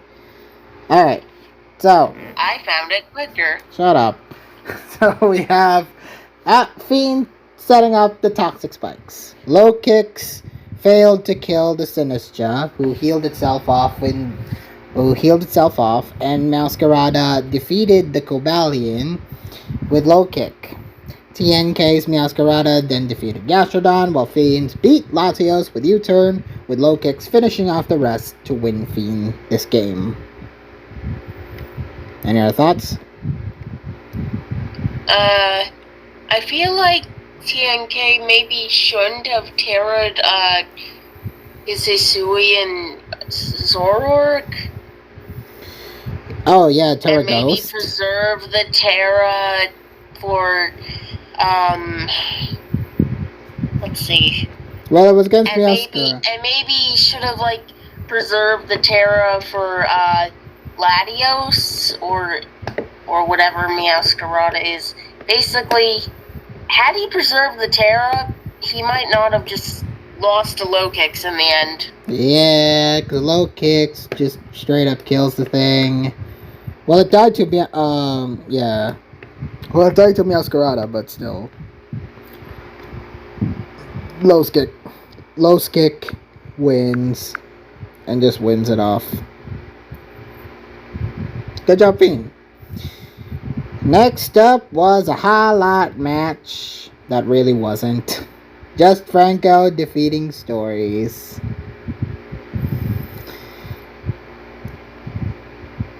So this game was rather uneventful, honestly, because Stories had better priorities in mind. You'll see why later. Turn 1, we saw the Volcanion miss the steam eruption and got toxic by not Cyclizar, Slowbro, ruining Stories' momentum early on. So that already was a momentum killer for Stories early on, because Volcanion didn't get a good steam eruption. Arsenine, who watched this game and gave some comments on it, said that the miss did not matter in the long run for how the game turned out. Well, okay, I could see his point there. Maybe he could have preserved it later, but who knows. Noivern then removed... Yeah, he says that based on the damage that the Cyclizar took, it was not Specs Volcanion, so the miss didn't really matter much. Okay. So, Noivern then removed Hazards, and Crocodile managed to while his belly bolt poisoned by it, and it subsequently died to poison. Then Stories lost because he wanted to play Fortnite. Yes. The priorities. But yeah, the momentum was lost early on. Stories felt like they didn't have the momentum on their side, so he just said, "Frig it, just play Fortnite instead." Oh, the misery. Next up we have NU. Fortunately for stories, their teammate Engineer won in NU against the big Tony. Those who knows, he says in his post, the Probo Pass. Early on, we saw DNC trying to set up, but was roared out by Sylveon after failing to kill it with Diamond Storm. And while Monkey Dory poisoned the Meloetta, got a Spadef drop against it with Shadow Ball, nearly killing it with Psychic before it died to poison. Ditto then copied Monkey Dory and killed it, but Thwacky survived the Sludge Wave to knock off its scarf before dying to it. It survived a Terra Blast, not a Sludge Wave. Oh, Terra Blast, excuse me. Yeah, no, that would not survive a Sludge Wave. Got poisoned by it. So... What? Oh, sorry, I was thinking of a different turn. I was thinking the Meloetta turn, not the freaking Ditto turn. Yeah, knock off its scarf before dying to it. Probo Pass then trapped Copper setting up Iron Defense and Terra Ghost against Ditto's attempts at copying it to beating it back with Body Press. That was actually a clever turn for the Engineer. He foresaw the fact that, he wanted to Body Press and, try to one-up the Probo Pass. But unfortunately, the Terra Ghost helped, and it died to the Body Press. Then it got to kill the Sylveon before chipping Scyther, before the latter killed it. Then Diancie beat the Scyther and the Gastrodon, winning Shen this game. Yep. Any other thoughts? That is a fast Probo Pass. I like the fact it outspeeds the Sylveon. That's crazy. I like it. I like that investment in speed. Good job to the big nose. Yeah, like, its max speed is 196, to give you an idea. And it beat Sylveon. It outsped Sylveon. I don't know how much speed Sylveon normally runs. Probably slow. But probably slow, because it is a Wish Passer after all. It does run some. It does run some speed, I'm pretty sure. Interesting. So yeah, good on Shen for winning. Not very much, but some. Next up we have PU, where the Lore lost to the Esteban. Let me, hold on. Sensei. Lore's student has beaten Sensei Lore. Yeah, it's the training arc. It's the training arc for the Esteban. You managed to beat the Lore teacher. Rhydon got poisoned, and Frostmoth lost to a Terra Rock Shaman. Leading to Sneasel knocking off Slowbro's helmet before losing to Scrafty. The Dunsparce then set up against Rhydon, then Dragon-tailed to Florges, who tricked Rhydon with Scarf, which nearly killed Cramorant before dying to poison. Then we saw the Tauros Terra fighting to sweep Lore's Mons with close combat, winning Esteban this game. Yeah, once that killed the Florges, I was like, oh, this is over. Yeah. Esteban had the matchup by that point, and then the Tauros just kind of swept. Banded Tauros, I'm guessing. I don't think that would fail otherwise. Banded Tauros indeed. Alright, next up. This is the game that I was referring to, where I said, my in-game comment of LC community is being run with steroids. It's Iron Pikachu beating the greedy EB in a laughable game. Truly. It's one of the most laughable games I've ever seen, and I don't think Greedy's ever gonna live it down. He was nervous. He'll live it down. He was nervous. He was He was nervous for a bit, but he got royally robbed over by rolls, if I recall. Yes, he did. So, like a lot of rolls. So, we start off with Fungus Wars. Then Greedy, for the second straight week in a row, lost his Gothita to Mudbray, who got killed by Mainfu later on. You know, I think Arsenine Zente and Greedy's Gothita are just shaking hands at this point. Yes, we suck. Then Vullaby, then Terra Ghosted, activating Mudbray's stamina, which killed Minfu with Earthquake. Then Vullaby came back in to beat Mudbray. Then we saw the Minfu beat the Gomora with both Fungus warring again until Ipika's Vullaby killed Greedy's Fungus on turn 32, dying to Meowth Alola's Snarl soon after. Oh yeah, Greedy brought a Alolan Meowth into this. So Torchic then killed Minfu and Vullaby in the end to win. Didn't mention the rolls, because I want you to mention them.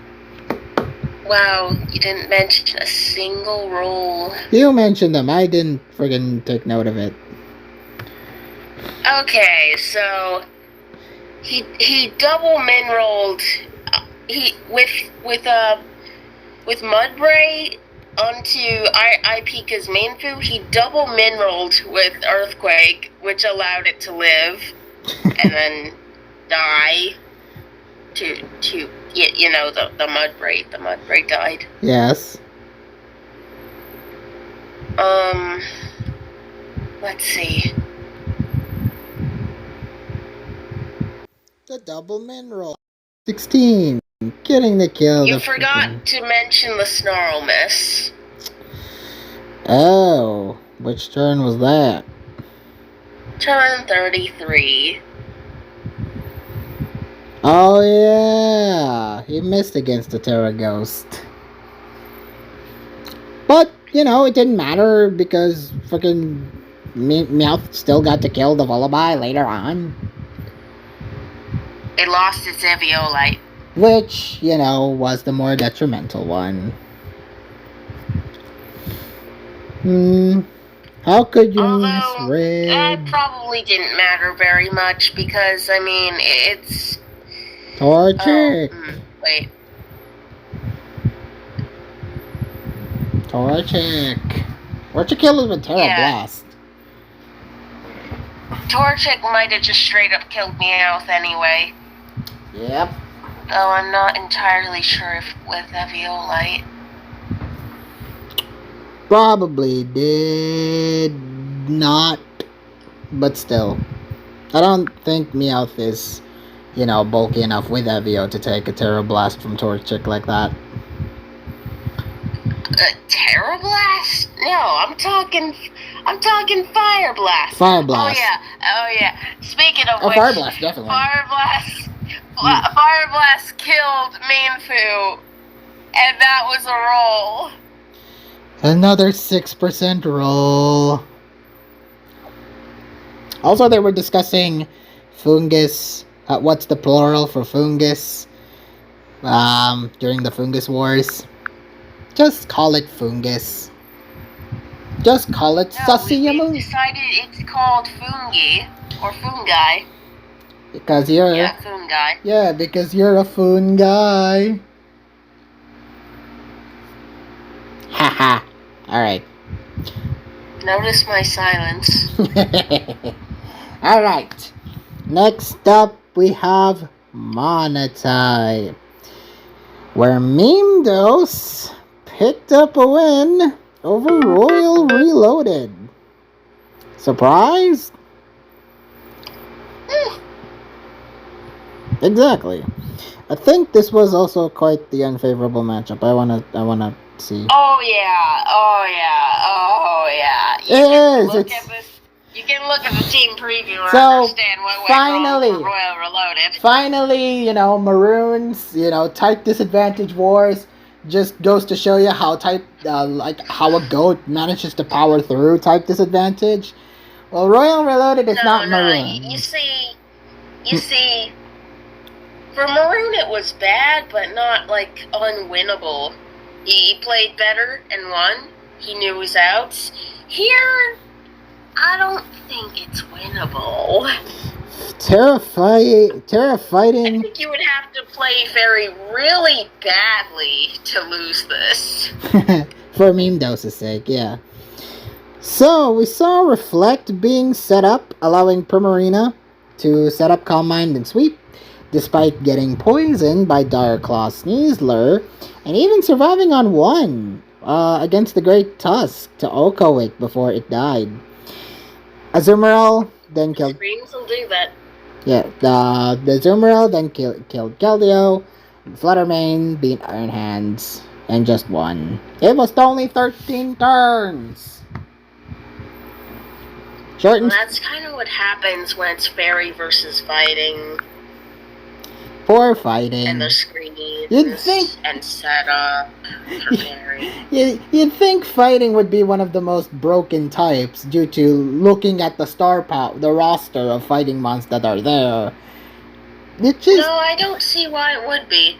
Yeah, you'd think it'd be strong, but no. Terra Flying, Terra Ground, Terra Steel, Terra Dragon. I think it would be decent, not quite strong.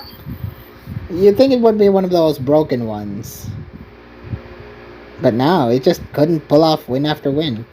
It's kind of unfortunate. I don't quite see why it would be that broken apart from Sneasler being there. Yeah.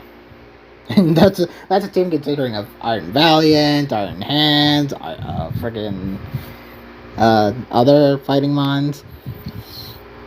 Alright, next up we have the doubles game. Sea Life defeating Jadino Bambino. Quite handily. Quite handily. I like how Greedy liked the name Jadino Bambino. He had no idea who he was. I don't know who you are, but I like your username. Yeah, I like Jadino. He's cool.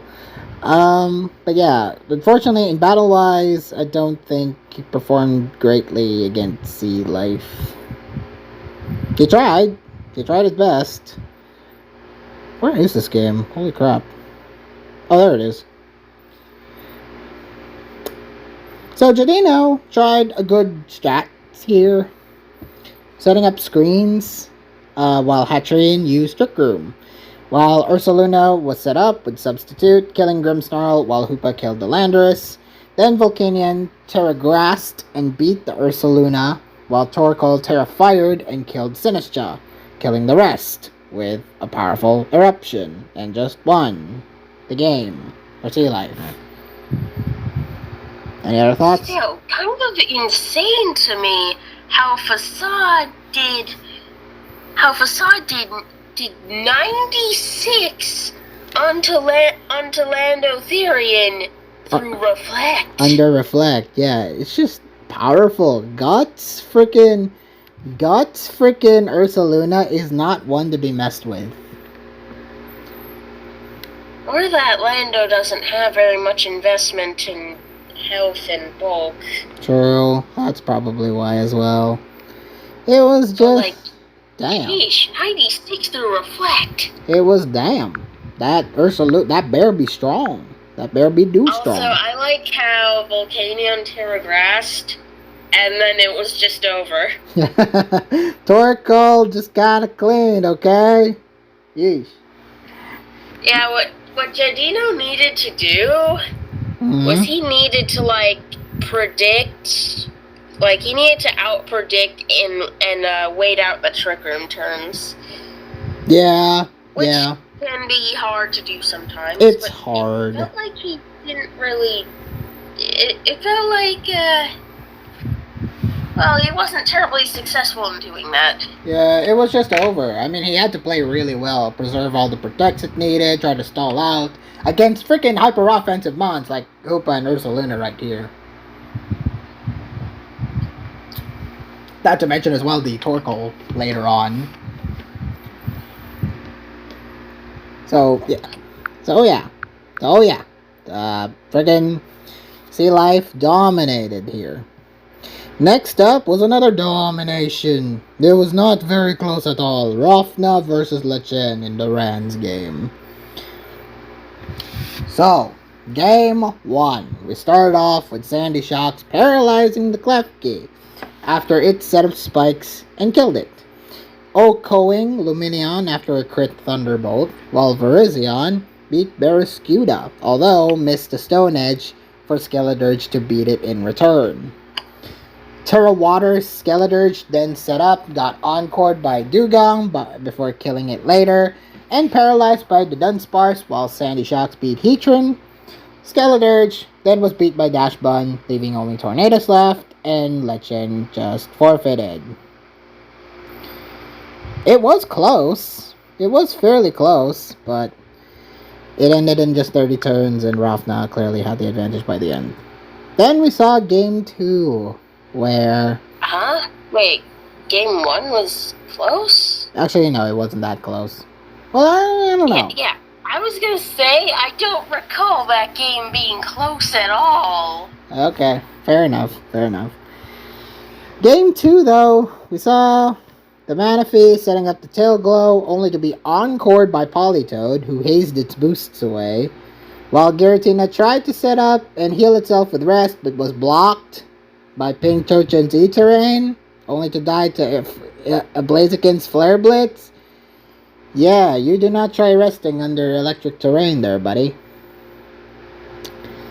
Yeah, that was a cool play, actually. Yeah, it was a nice little switch in.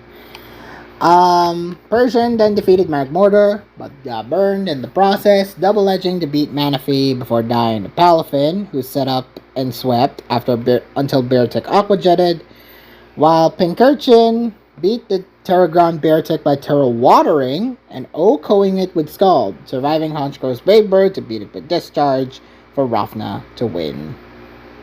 Actually, pretty close. I think the Pincurchin survived on a roll. You think so? I think did a roll actually determine it? I did the count. There was actually a pretty decent chance to kill. Wow. So Lechen was kind of screwed here with this one. Dude, he was screwed in game 1. Did you mention any of the hacks that went on in game 1? Yeah, the miss of the Stone Edge and the crit Thunderbolt and it was not very the triple para. It was not very close. Game 2 was sure it was. These games were painful to watch for me. Yeah, kind of a mislead there. And then we come to National Dex, where Omar lost to the Sealoo. Sealoo winning and proving to be quite the commodity in terms of Nat Dex. Kind of a real threat in terms of Nat Dex. There's only one game left, me. There it is. Alright, so this game we saw this game was actually played on Smog Tours, not actually a replay. Lol.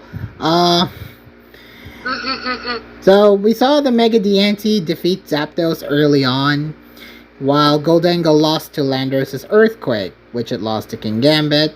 Raging Bolt then defeated Mega Lopunny, while Kingambit Sword Stance to live a Slowbro Scald to beat it with Knockoff, despite the Colbur Berry.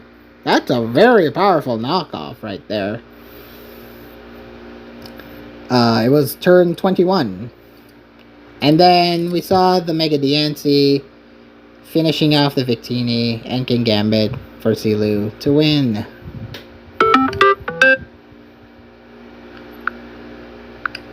Any other thoughts? Not really. I wasn't entirely paying attention. Well, but one thing that confused me was why why Omar allowed his Zapdos to just take a Diamond Storm like that. I don't know. Maybe he was trying to predict the U-turn or something. I don't know.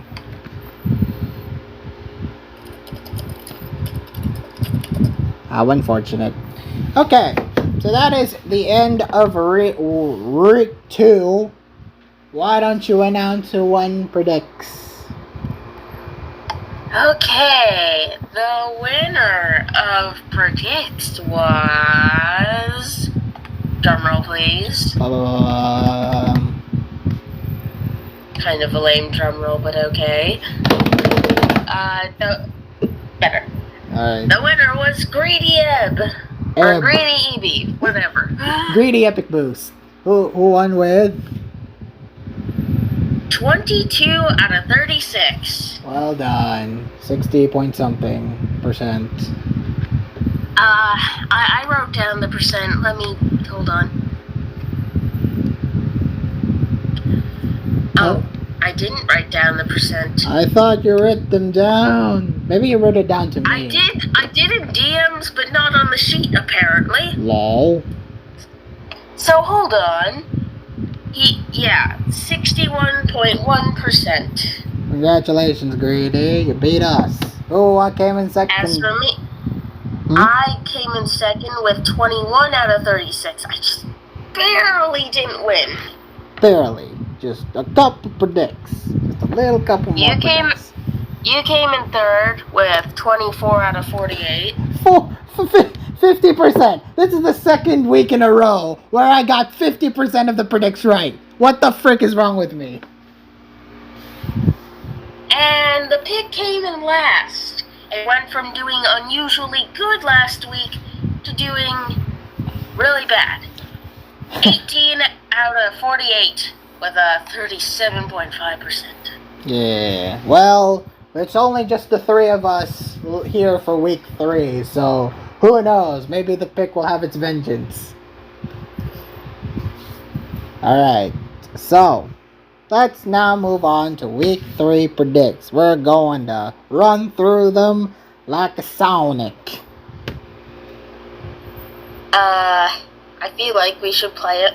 We should hum a tune for that. But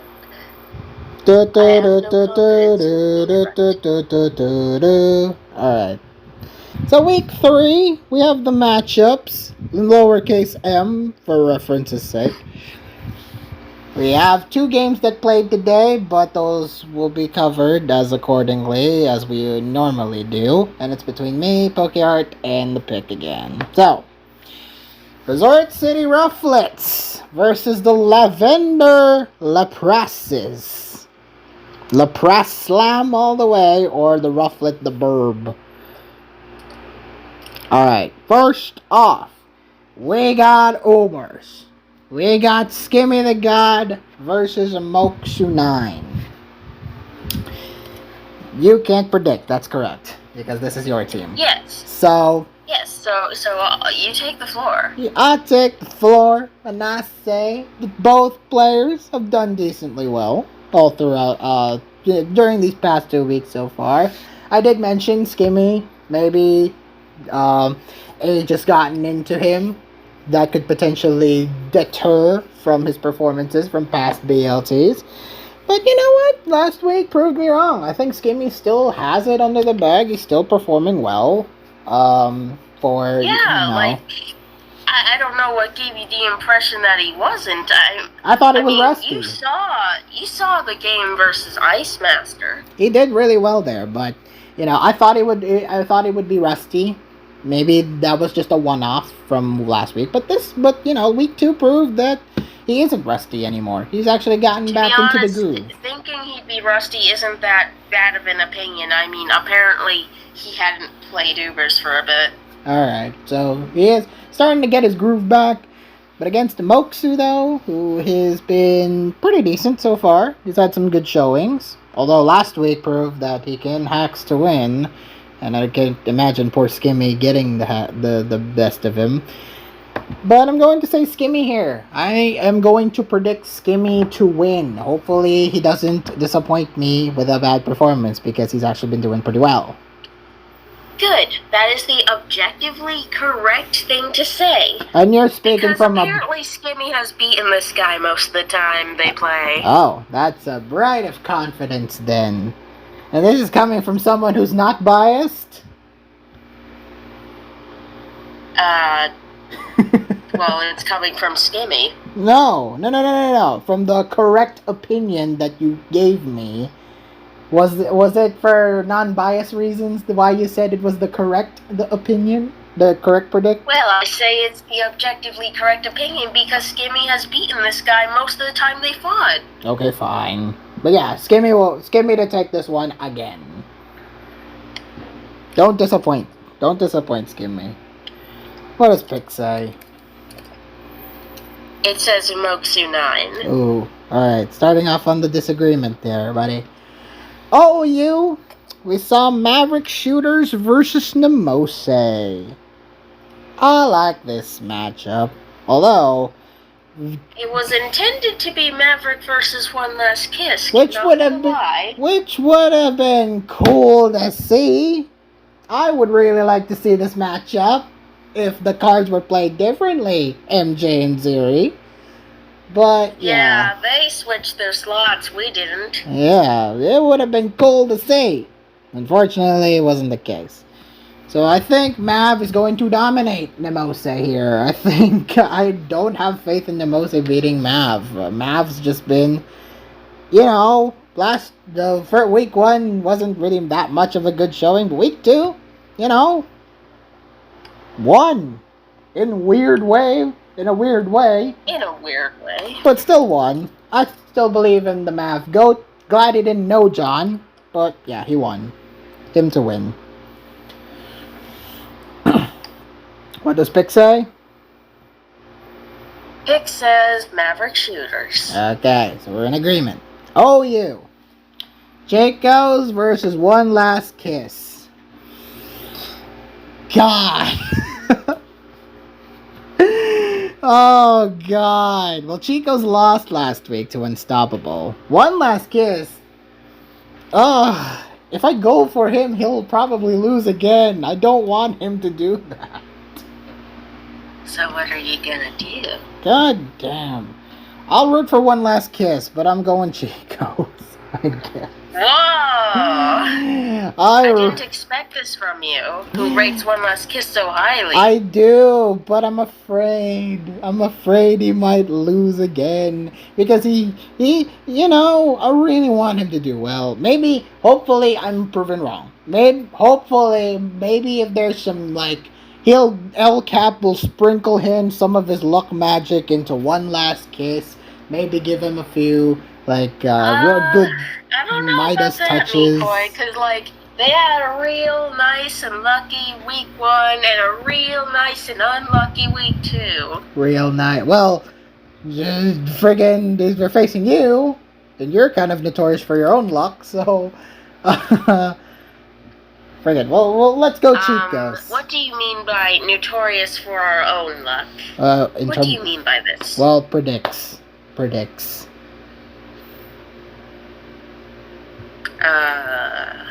That doesn't really have anything to do with this. Fair enough. But, again, point speaking, I'm going Chicos, but I'm rooting for One Last Kiss. Who does Pick say? That's fair. Who does Pick say? The Pick says One Last Kiss. So it's more in their favor. Okay, next up we have Yu. PU, wrong tier, buddy. But you're still goated. You're still goated in this though. Against Ziri, a highlight match. I like this one. This is an insane highlight match. Yes, this is an insane highlight match, and I think people kind of underestimate Ziri a little. Because he's old, but he's still... I feel like people underestimate Piyush, if anything. I don't know who's underestimating Ziri. Who's out here underestimating Ziri? The new people. I shouldn't be glazing my opponent. It's Ziri. It's Ziri. The newcomers. I've teamed with Ziri before. The newcomers need to be made. Ziri. The newcomers. It's the newcomers, PokeArt. They need to be made well aware that Ziri is one of the best. Oh, dude. So Piyush, though, yeah, this is another player that's been severely underestimated, but we know he's good. Yeah, I feel like a lot of people don't know that Piyush can just play literally anything. Piyush is a GOAT. Hard matchup to do. So it could really go either way. I'm thinking Piyush. Yeah, I'm going against the untraditionalist. I'm not going for the traditional Yu main here. I'm going Piyush. Oh my. Like, that, cool. I just didn't really expect that from you. Betting man instincts come about. You're predicting very in favor for the Rufflets right now. Oh, wow. That's not going to stop anytime soon, especially with this RU game coming up. A highlight match, if it were XII versus Ampha. I feel like they fought in BLT before. Probably. And I feel like XII mostly won most of the times that they fought. I have no idea, but I feel like that's a fair assumption. I think that trend's gonna continue. XII to win. Thank you.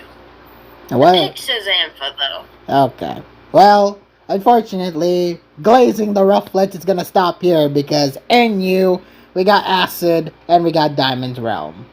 Insanely underrated highlight match, though. I expect this to be a close one between these two. So, yeah, as much as I like how Acid played last week, I think Diamond's Realm is just gonna win. I think Diamond's Realm has got this. Diamond's Realm. And what if I told you Acid isn't worried? Oh, he's not worried? He can beat Diamond's Realm? Yeah, he feels he can beat Diamond's Realm. Well, I like the Moxie kid. I like the gusto. So I'm picking Diamond's Realm. What does the pick say? It says Diamond's Realm. See, we're both in agreement here. PU. Wish Papillon versus T-Lennet. Okay. Convince me, PokeArt. Has Pap, trained enough in PU? I know he can play lower tiers. I severely know that Pap can play lower tiers. But is it enough to beat T-Lennet? Well, we'll see, won't we? Unfortunately, I am going to pick T-Lennet. I'm going to pick the traditionalist. I hope Pap surprises with a good team, but I think T-Lennet will just take this one. You told me. That's honestly totally understandable. You told me. I've teamed with T-Lennet too. You told me. I'm gonna predict against T-Lennet in PU typically. You've convinced me. You're the catalyst for this. Never underestimate the GOAT, you said. So I will not. I will pick T-Lennet. Next up, we have LC. TGA. The Gaming Attack. Versus Teemo. Who actually didn't know John. Surprisingly. Yeah, because TGA said no. Good. So, how good? By the way, I have informed my team that we are doing the Mikoi video now, and they have requested that TGA be shit talked. Oh, well, TGA, unfortunately, I don't know, guys.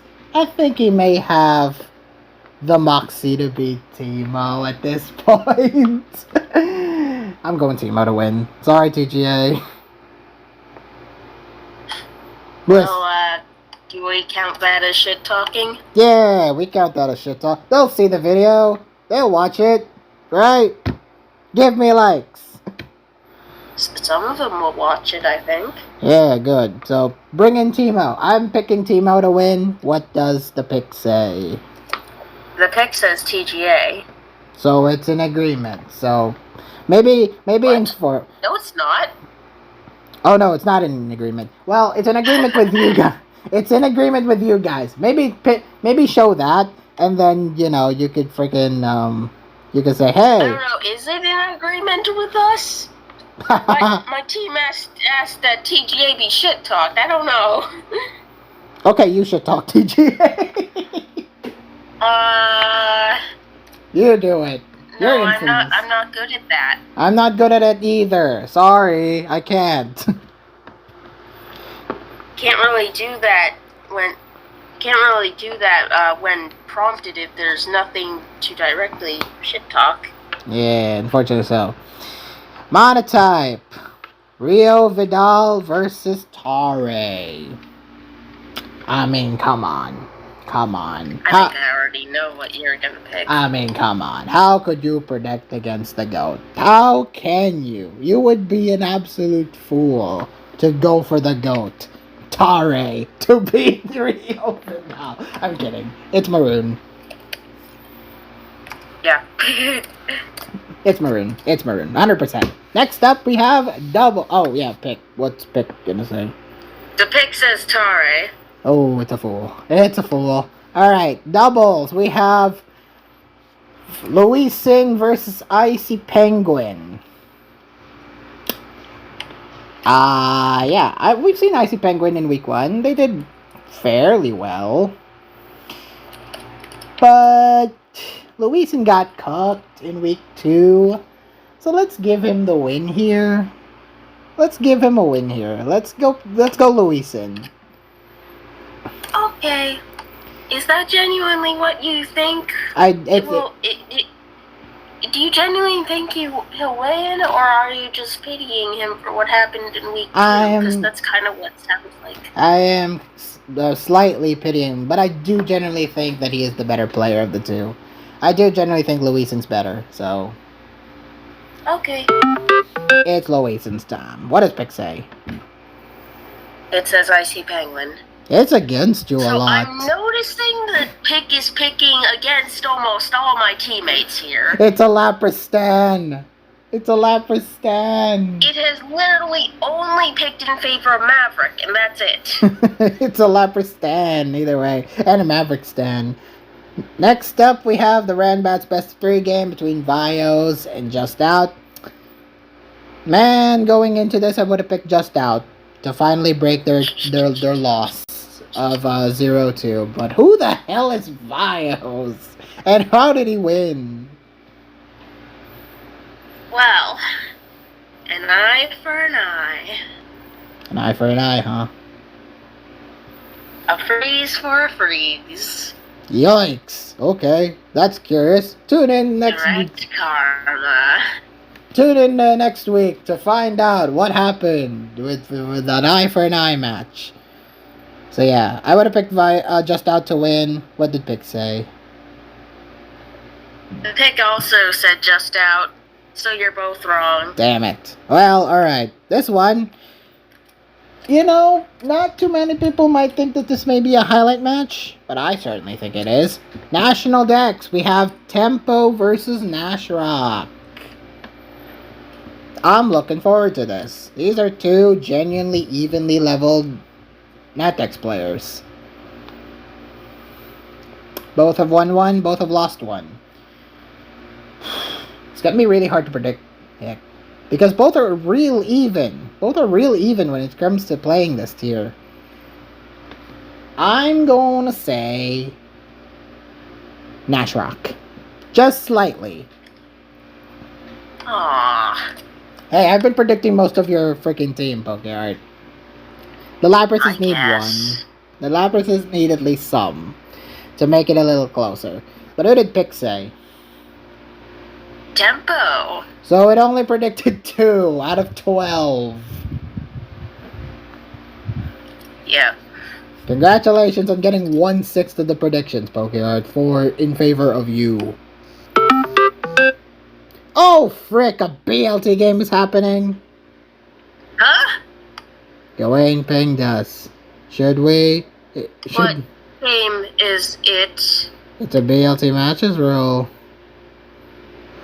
But what game is it? Oh, wait, monotype? No, it's not who I think it is it? Oh. Oh, it's not. Okay. What, the ice versus ground? What? Wait, what game? Wait, what series is it? What? It's Drizzle versus Jack Cuzzler. Uh-oh. What do we, who's... Okay, we gotta predict that right now. Who is... No, Jones all the time. No. Oh, okay, so it's Drizzle bringing the freezy water against Jack Cuzzler, who's actually bringing something more his speed. I think I've seen Jack Cuzzler ground teams a fair bit. Alright, while they're playing that game, who would we want to predict between Jack and Daxter? Jack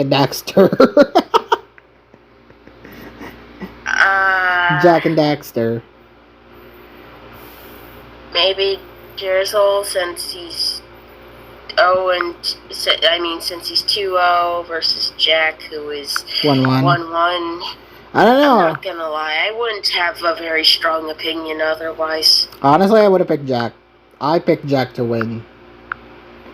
Oh, I feel like you're gonna... Oh, gosh, yeah, you're gonna regret that. Oh my god, a Draco... Fuck. Well, it's fine. I don't think Jack's winning. Fuck. It's fine. It's fine. He'll bounce back.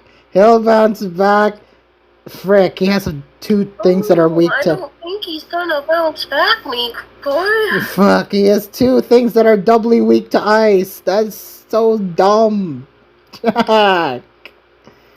Oh, man.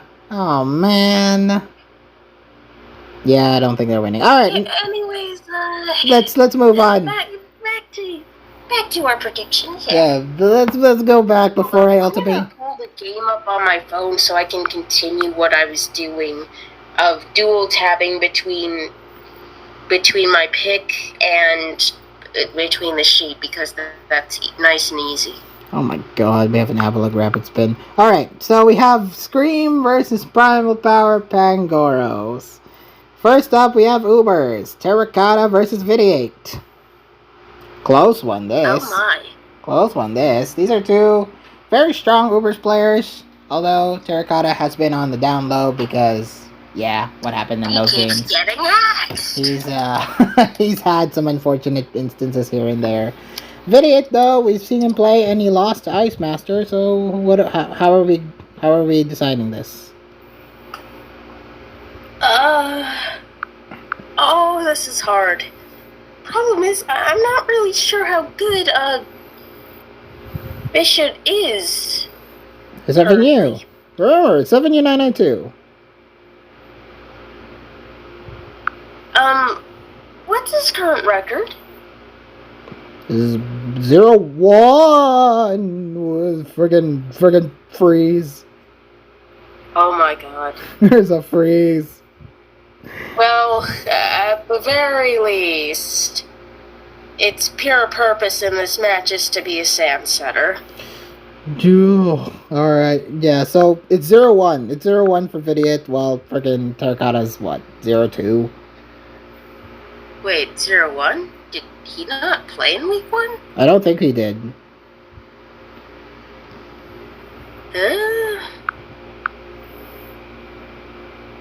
Check the sheet! Okay. Check the sheet while I'm having an aneurysm over Hippowdon getting frozen! Let's see. Garchomp also nearly killing the Ninetales. Yeah, I guess he didn't play in week 1. Yeah, Garchomp also didn't kill the Ninetales. Alright, that's fine. Alright, who are you picking?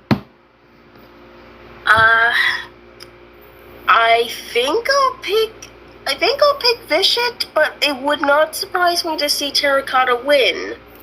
I will also not be surprised to see Terracotta win. I'm also picking Vidiot 7992 to win.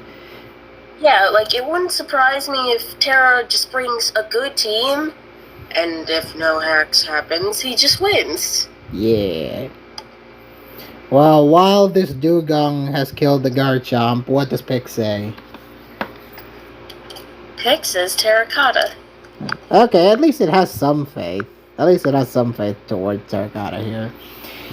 Next up is quite possibly a highlight match straight out of nowhere. We have Keshba versus Crying in OU. Crying. Yeah, I believe the road stops here, Keshba. You may be goated twice, but you ain't winning against Crying.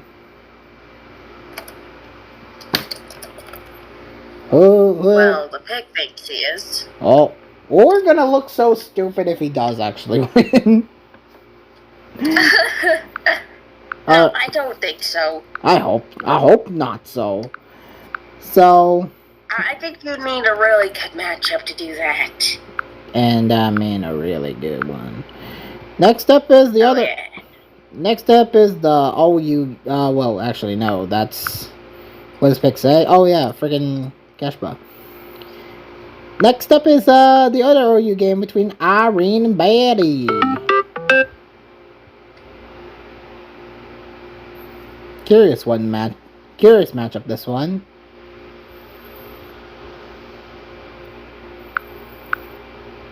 Who are you picking?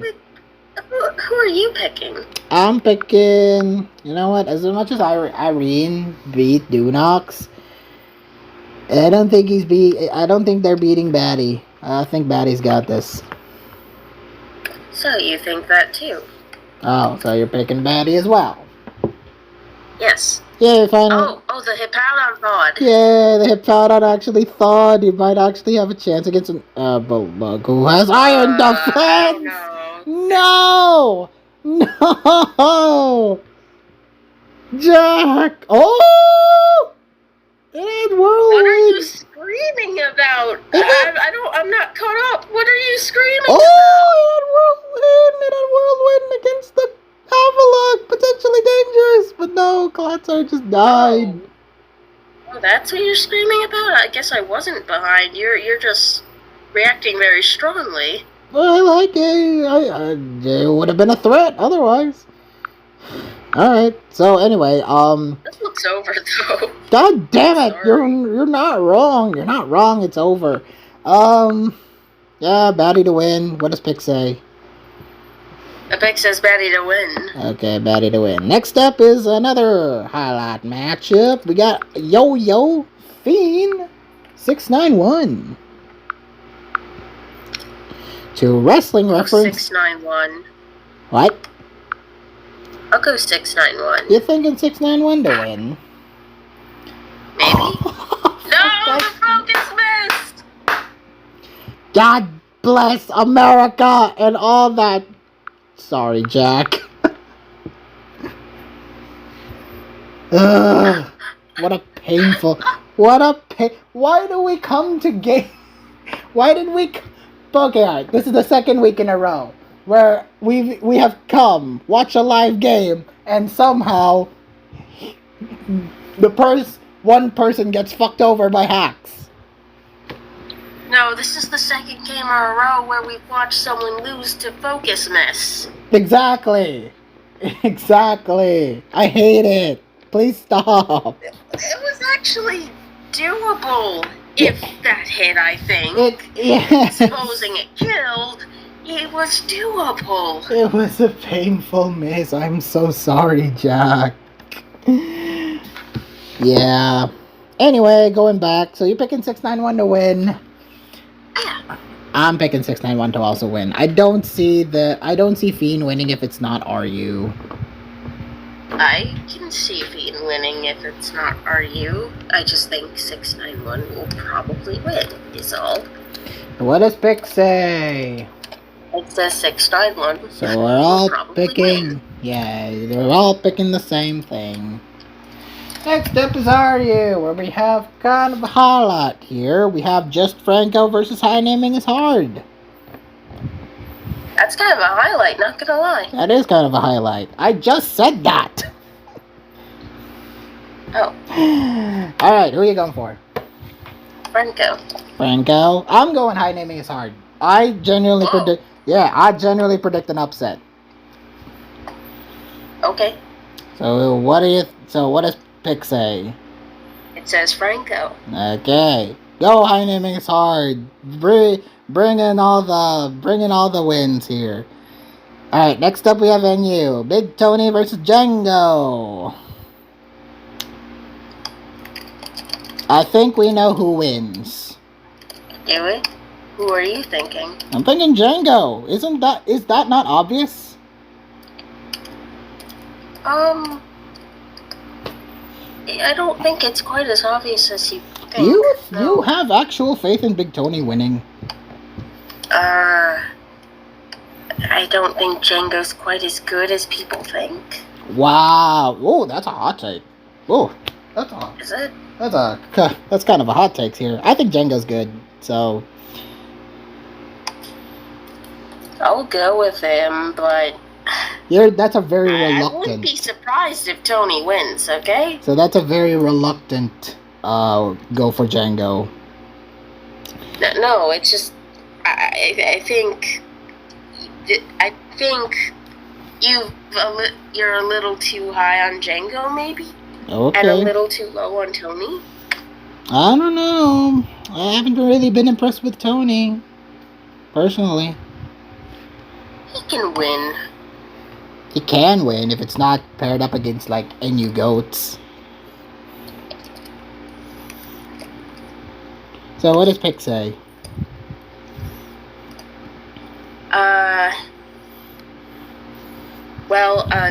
Pick says Big Tony. Wow, okay, so it has actual faith. Next up is PU, where we saw the Lore versus the Suzuka. Is this finally... Remind me, Huh? is Lure 0-2 right now? I think he is 0-2. Which is... And Suzuka is 2-0. 2-0. If you had told me the Lore would be the winless one in this situation, I would have laughed. But yeah, Lore has not had the wins. He can play well, but it's not producing results. Suzuka has produced results. I'm going Lore. Yeah. I'm going Lore. Oh. What? I'm going Suzuka, to be honest. Okay.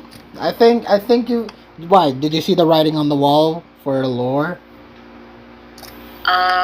No, it's just Suzuka's been doing very good. Okay. I'm going Lore. I think he'll finally get a win here. What does Pick say? It says Lore. Yeah, it's agreeing with me. Next is LC. The two people who have beaten Greedy go to face off with each other. The Iron Pikachu versus Sen.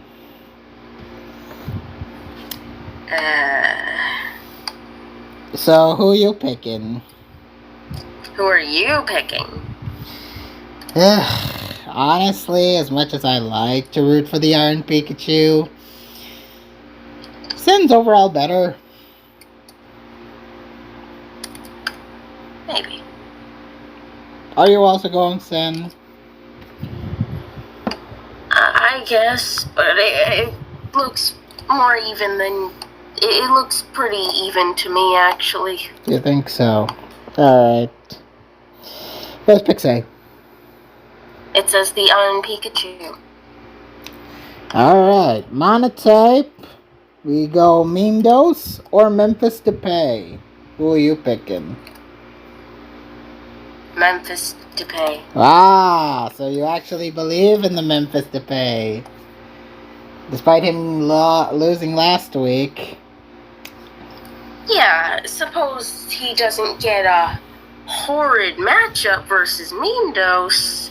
Who got a great matchup. He'll probably win. Who got a great matchup over Royal Reloaded, so... Yeah, I'm also gonna pick Memphis. I'm also picking Memphis to pay. I hope he continues on his quest to become a mono goat. Who does pick say? The pick says Mimdos. Oof. Doubles OU. We got Jadino Bambino versus 5'5". 5'5". Yeah, I'm also picking 5'5". I don't think it's even gonna be close. Sorry, Jadino. I really want you to do well, but you're going up against 5'5". Who's picking? It's picking Jadino. Okay. Run bats best of 3. Rafna lost to JJ Onan Lee. I genuinely, before this game, I was thinking it could go either way. Who are you thinking it would go to, though? That's the important part. I'm thinking I was going with JJ, to be honest. I was also going with JJ. JJ would have won regardless. But it won in 3, so I'm really curious to see how that 3-game series went. It was a series, alright. Oh, it was a series. Game 3 was... wow. A game of all time. It's a game of all time, wasn't it? No hacks or anything happened, but... things happen. Evisceration. Things happen. Alright, Alright, next up is National Dex. We have Omar versus Adrian. Ooh. I don't know. Both players seem kind of lost in the shuffle right now. I think both have been, been shown up by better players in the Nat Dex pool, so it's kind of hard to decide who is better here. So who looks stronger here for you, Pokemon? I have no idea. Maybe Adrian, because he actually won a game. Over Omar, who hasn't won yet. Yeah. I'm also going Adrian, not gonna lie. I don't think Omar... I mean, great that he has the National Dex leader role. It's just that in the games themselves, he hasn't been really showing how much he can do. What does Pick say? Pick says Adrian. Alright. We're only halfway there. As next up we have... I'm so hungry, dude. I'm also hungry, man. Let's speed run through this. Yes, please. Pillsbury Fido Boys versus the Roaring Sailor Moon. Ubers, starting off with Ainscrad versus Skyu. It looks good on paper. It does look good on paper. Both are pretty goated Ubers players. It's kind of confused. It's kind of a 50-50 for me. What do you think? I agree. It looks like a 50-50. Well, to me, I think who looks stronger in defeat? Honestly, oh no. Well, Ainscrad won last week. Skyu lost last week. What am I saying? Yes, but if you remember how Ains won last week... Yeah, it's not very good. It's not very good. So for that, I'm picking Skyu. Okay. Who are you picking? I'll pick Skyu too. I think he's just more into the Uber's meta right now. He plays a lot. Yeah. I think Sky is generally that experienced enough to win. Alright, what does Pick say? Pick says Skyu as well. So we're all in agreement. OU, Tenor Sight versus Mata. Ooh. I like this matchup. This is a curious one. Between two players who I have mad respect for. Although their games last week confused the hell out of me. So... who are you picking? I'm going Mata. I am going Tenebricite. Okay. I could see either winning though. I could really see either taking this game. So what is the pick saying? 10%. Yeah. Alright, OU. Pixel Bob versus Unstoppable 1. Unstoppable 1. Yeah, I don't need to elaborate. An Unstoppable 1. I mean, if he plays well, as you saw last week, he can freaking dominate. Unstoppable 1. He's an unstoppable man. Well, he's not. He's been 1-1. he has been stopped once. All right. Who does pick? It picks Pixel Bob. Curious. You taking notes kinda versus Blidius. I'll go taking notes kinda. Same here. I'm picking taking notes kinda to win. Yeah, just don't need to elaborate. I think taking notes kinda is the better player. Well, what does Pick say? Pick agrees. Yay. Are you? Stories versus Drip Legend. Is it a 99-to-1 ratio? Are both of these players 0 and 2? Question. Yes, they are. Which is surprising, because, Stories is the well-respected man, while Drip Legend... Well, I don't think Stories is a man, to my recollection. That's right. He's a well-respected Mons player. And yet you still used he after I said I don't think they're a match. She is a well-respected Mons player. Well done, me. I ruined it. Anyway, Stories to win. 99-to-1. Stories to win. 99-to-1. The one is probably... Pick says Stories to win. Yeah, okay. Good. 100-0 then. And you, highlight match. Shinjineer versus Estra. Highlight match. Highlight match, yes. Highlight match. Who are you picking? Who are you picking? Ooh, both players look good. I'm going with the better one of the two, who's been performing better as of recently. Shinjineer. Okay. Who are you picking? I'm picking Shinjineer as well. Alright. And who is picking? It picks Estra. Curious. But, you know what? Fair enough. I could see Not Estra. that curious. Well, no. I'm not saying curious. But I could really see Estra winning over Shin. PU, we saw Esteban versus Bleehey. Do we really have to say it? I don't think so. Yeah, Esteban to win. Who you picking? Pick agrees. Well, who you picking? I'm agreeing. Esteban to win. Yeah.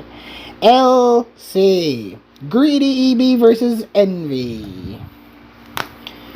Well, Greedy. How are you going to do this? You're going up against I don't LC know. Circuit Champion. If he was nervous versus Iron Pikachu, bro's nerves are gonna get the best of him here, I feel.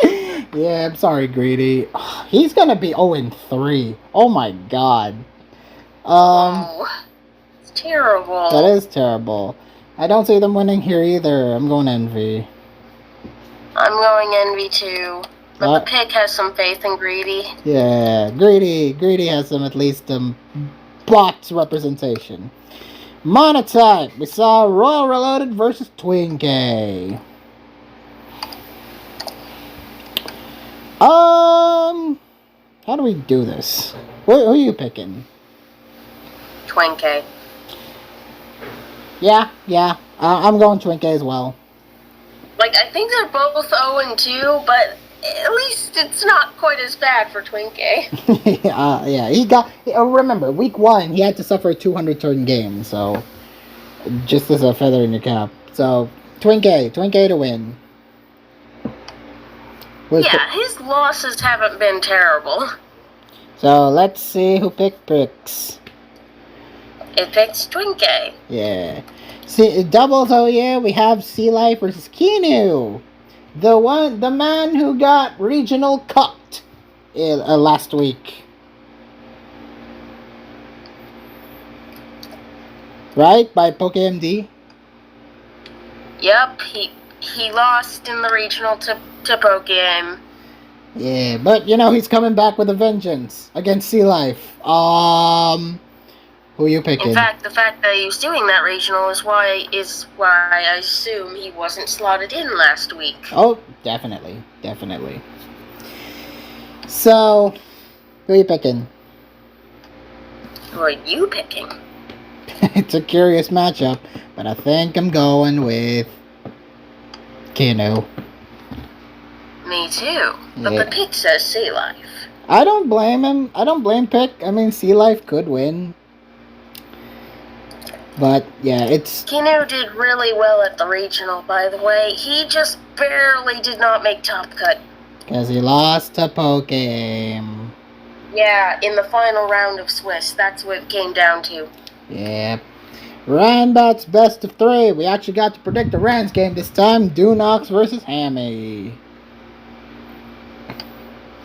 Don't mind the fact that Dunox is playing Rans deter you from the fact that Dunox is still a good player. Yes. In fact, he's so good that I'm going to predict he wins. Ooh. You know what? I'm going with you. I'm going Dunox to win over Hammy. Strangely, we're all in agreement. Strange. National deck. Silu versus Seth.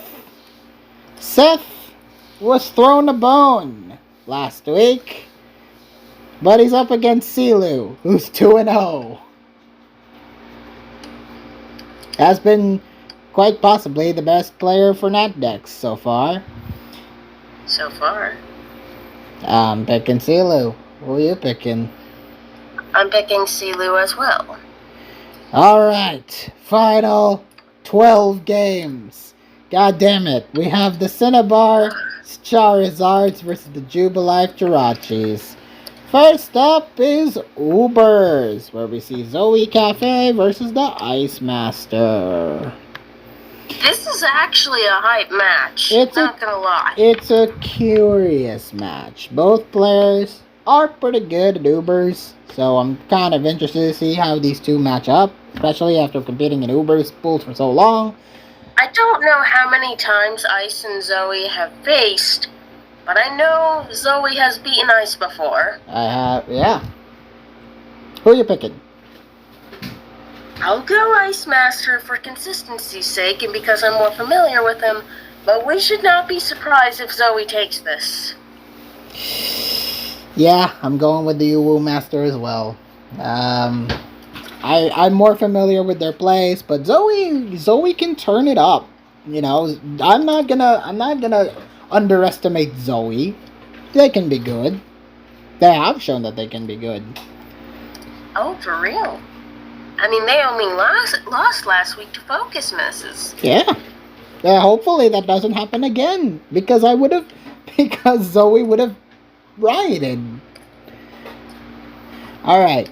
Next. Yes, I'm hoping Zoe loses in a fairly played game. Yes. Without any hacks. Just a good game for once. For once. Oh, what does Pick say? It says Zoe Cafe. Okay, fair enough. OU, Cave versus Starreal. Star. Yeah, I'm sorry, Cave. I mean, they have shown that they can be decent, but week 2's win was against El Cap, so I don't really count that. Yeah, Starreal. What does Pick say? The pick says Starreal as well. Alright, next up we have the other OU game, Hacker versus Doug Trio is Broken. Curious one, this one. I'll go Hacker. Really? Really?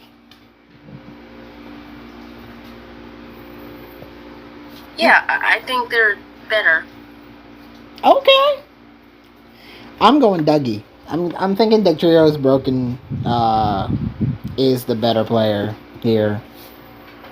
Something I've noticed from the Trio is Broken is that they're pretty good at getting like 50-50s right. Ooh, Playing the mind games. They know how to play the mind games well. But I feel like it's I don't know.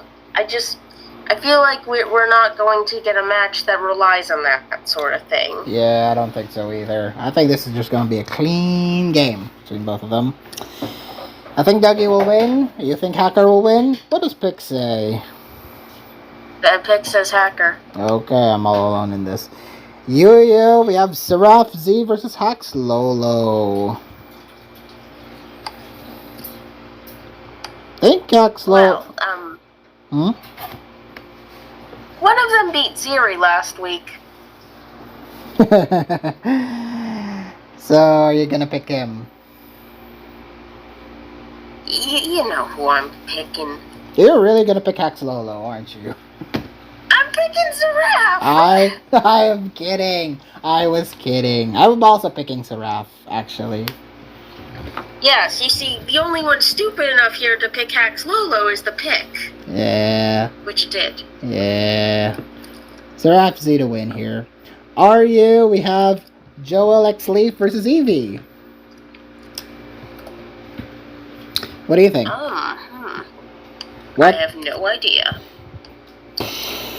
That's not any vote of confidence. I think both players can be decent in RU. I mean, we saw Joel won last week to Ampha, and Eevee has beaten Ars9 really haxily, but a win's a win. Yeah, but that shouldn't really contribute to our opinion of them if it's a haxy win. I'm picking Joel. I'm honestly picking Joel to win. What do you think? Interesting. I'll go Eevee. Okay. That's fair. That's fair. I could really see this going either way. But, yeah, that's the thing. I don't think there's any clear direction this goes. So, I think this will just end up in hacks. So, who's picking? Who's picking? It's picking Eevee. Fair enough. And we say Ninja versus Enzo Nana.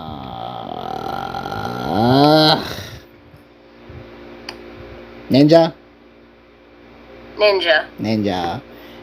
What is Wouldn't be surprised if Enzo Nana wins, though. It'd be a real surprise if Enzo Nana wins to me. Alright, what does Pick say? Pick says Ninja. Alright, so we're all in agreement. PU! Druid versus Blood Ace. Druid to win. Druid. What does Pick say? The Pick says Blood Ace. Uh-oh. If it shows us up, we're screwed. LC, Loki Fan versus Arcanine 1929. Do we even need to say it? Oh, we're picking Arcanine 1929 to win, aren't we? I think he's gonna win. I think he's gonna be the GOAT. I think we're severely... No, we're picking Loki Fan. Please, just win one. Wait. Is that your way of telling me he's 0-2? What? I think it might be 0-2. Can you check? No, there's no way. Surely not. Surely not. He just lost to... Yeah, he's 1-1. Okay. He's not 0-2. Thank God. Loki Fan to win. All the way. Yes. Loki Fan. What is Pick saying? It says Arcanine because it's a doofus. It's a doofus. Monotype, we just saw Jack Guzzler lost to Drizzle. Screw this. Screw this matchup. I mean... Screw the matchup. Screw the hacks. Screw the Lando. On preview almost, but... Screw the focus really miss. Unfortunate. Screw the focus miss. Screw everything. Jack should have won. Frick. There's the freeze also that's well on Hippowdon. Frick. What would Pick have said? Jack Guzzler. Frick. Doubles OU. Pig Warrior versus Sir Volt Mike. Ooh, tough one. I like it. It's a tough one. I like both these players. This is about to be a good matchup. I agree. So it's close. But who are you picking? Oh, it's really difficult. Sir Volmike is... Well, he was a part of the winning team in Doubles World Cup, as we know. And Pig Warrior, well, he clearly cooks. He does. He brought some heat tech. You know what? I think I'll go Pig Warrior, even though I'm not confident on that. I'm picking Sir Volmike. I think I've been more convinced with his playstyle a lot more. You're making me reconsider. It's close, man. It's close. Once we lock in, we lock in. So you're going Pig Warrior, I'm going Mike. I don't know. Maybe I'll change it to Mike. You've made me lose my very little confidence in my choice. Listen, I like the heat tech Pig Warrior brought, but I don't think it's enough to beat Mike. No, you reminded me again of the heat tech. Okay. I'll go Pig Warrior. He will cook and maybe win. I will vote Mike because I think he'll just play to win. What does Pick say? It says Sir Volmike. Yeah. Ranbats best of 3. Lady Rider versus Losco no Shuto. I feel bad. Losco no Shuto is 2-0, but his wins literally came at the most unconventional of circumstances. Yeah. One against Piyush, one against JJ. Lady Rider, though, has been playing fairly well. I mean, he won last week in a pretty dominant fashion, so I'm kind of excited. What do you pick? I'm picking Losco. I'm also picking Losco. I wish I could pick Lady Rider, but I think Losco's just better. Alright, what does Pick say? Losco. Yeah, alright, and finally, National Dex, Rahul versus Swinefan. Man, I feel bad. Team Charm hasn't been doing all that well. I mean, he did play only one game, but this one game, he kind of got Haxton, but still, he just kind of lost. While Rahul, though, has absolutely been the underdog in this one, to the point where he could probably be a contender for best Natdex player. He's been bringing it. He's hard to say, but yeah, he's been doing great. Yeah, he's beaten Seth, he's beaten Nashrock, so this could be a potential. I'm going Rahul. I'm actually convinced. I'm going Rahul. I'm going Rahul too. That's a slap in the face to your co-manager from TPP. Alright. But it's fine. I hope Charm goes back to being just the Team Charm that we know and love. But yeah, I think it's Rahul's game. What's picking? The pick says Team Charm. Alright, so he has the faith. And that, ladies and gentlemen, is the end of this near 4-hour excursion. We're under 4 hours, but I feel like my voice is about to die. Alright, so thank you guys so much for watching. Please like this video, leave a comment, subscribe, click that notification bell so you don't miss the video once it comes out. And we'll see you for more of this bullshit with week 3 recap and week 4 predicts. We're in it for the long haul, people. And we're not gonna like it. Speaking of the fact that we're open to guests, I highly encourage guests for next week because there's decent odds I won't be able to record. That's right. Thank you all for watching. This has been Mikoy, signing out. Adios. I will not see you all next week.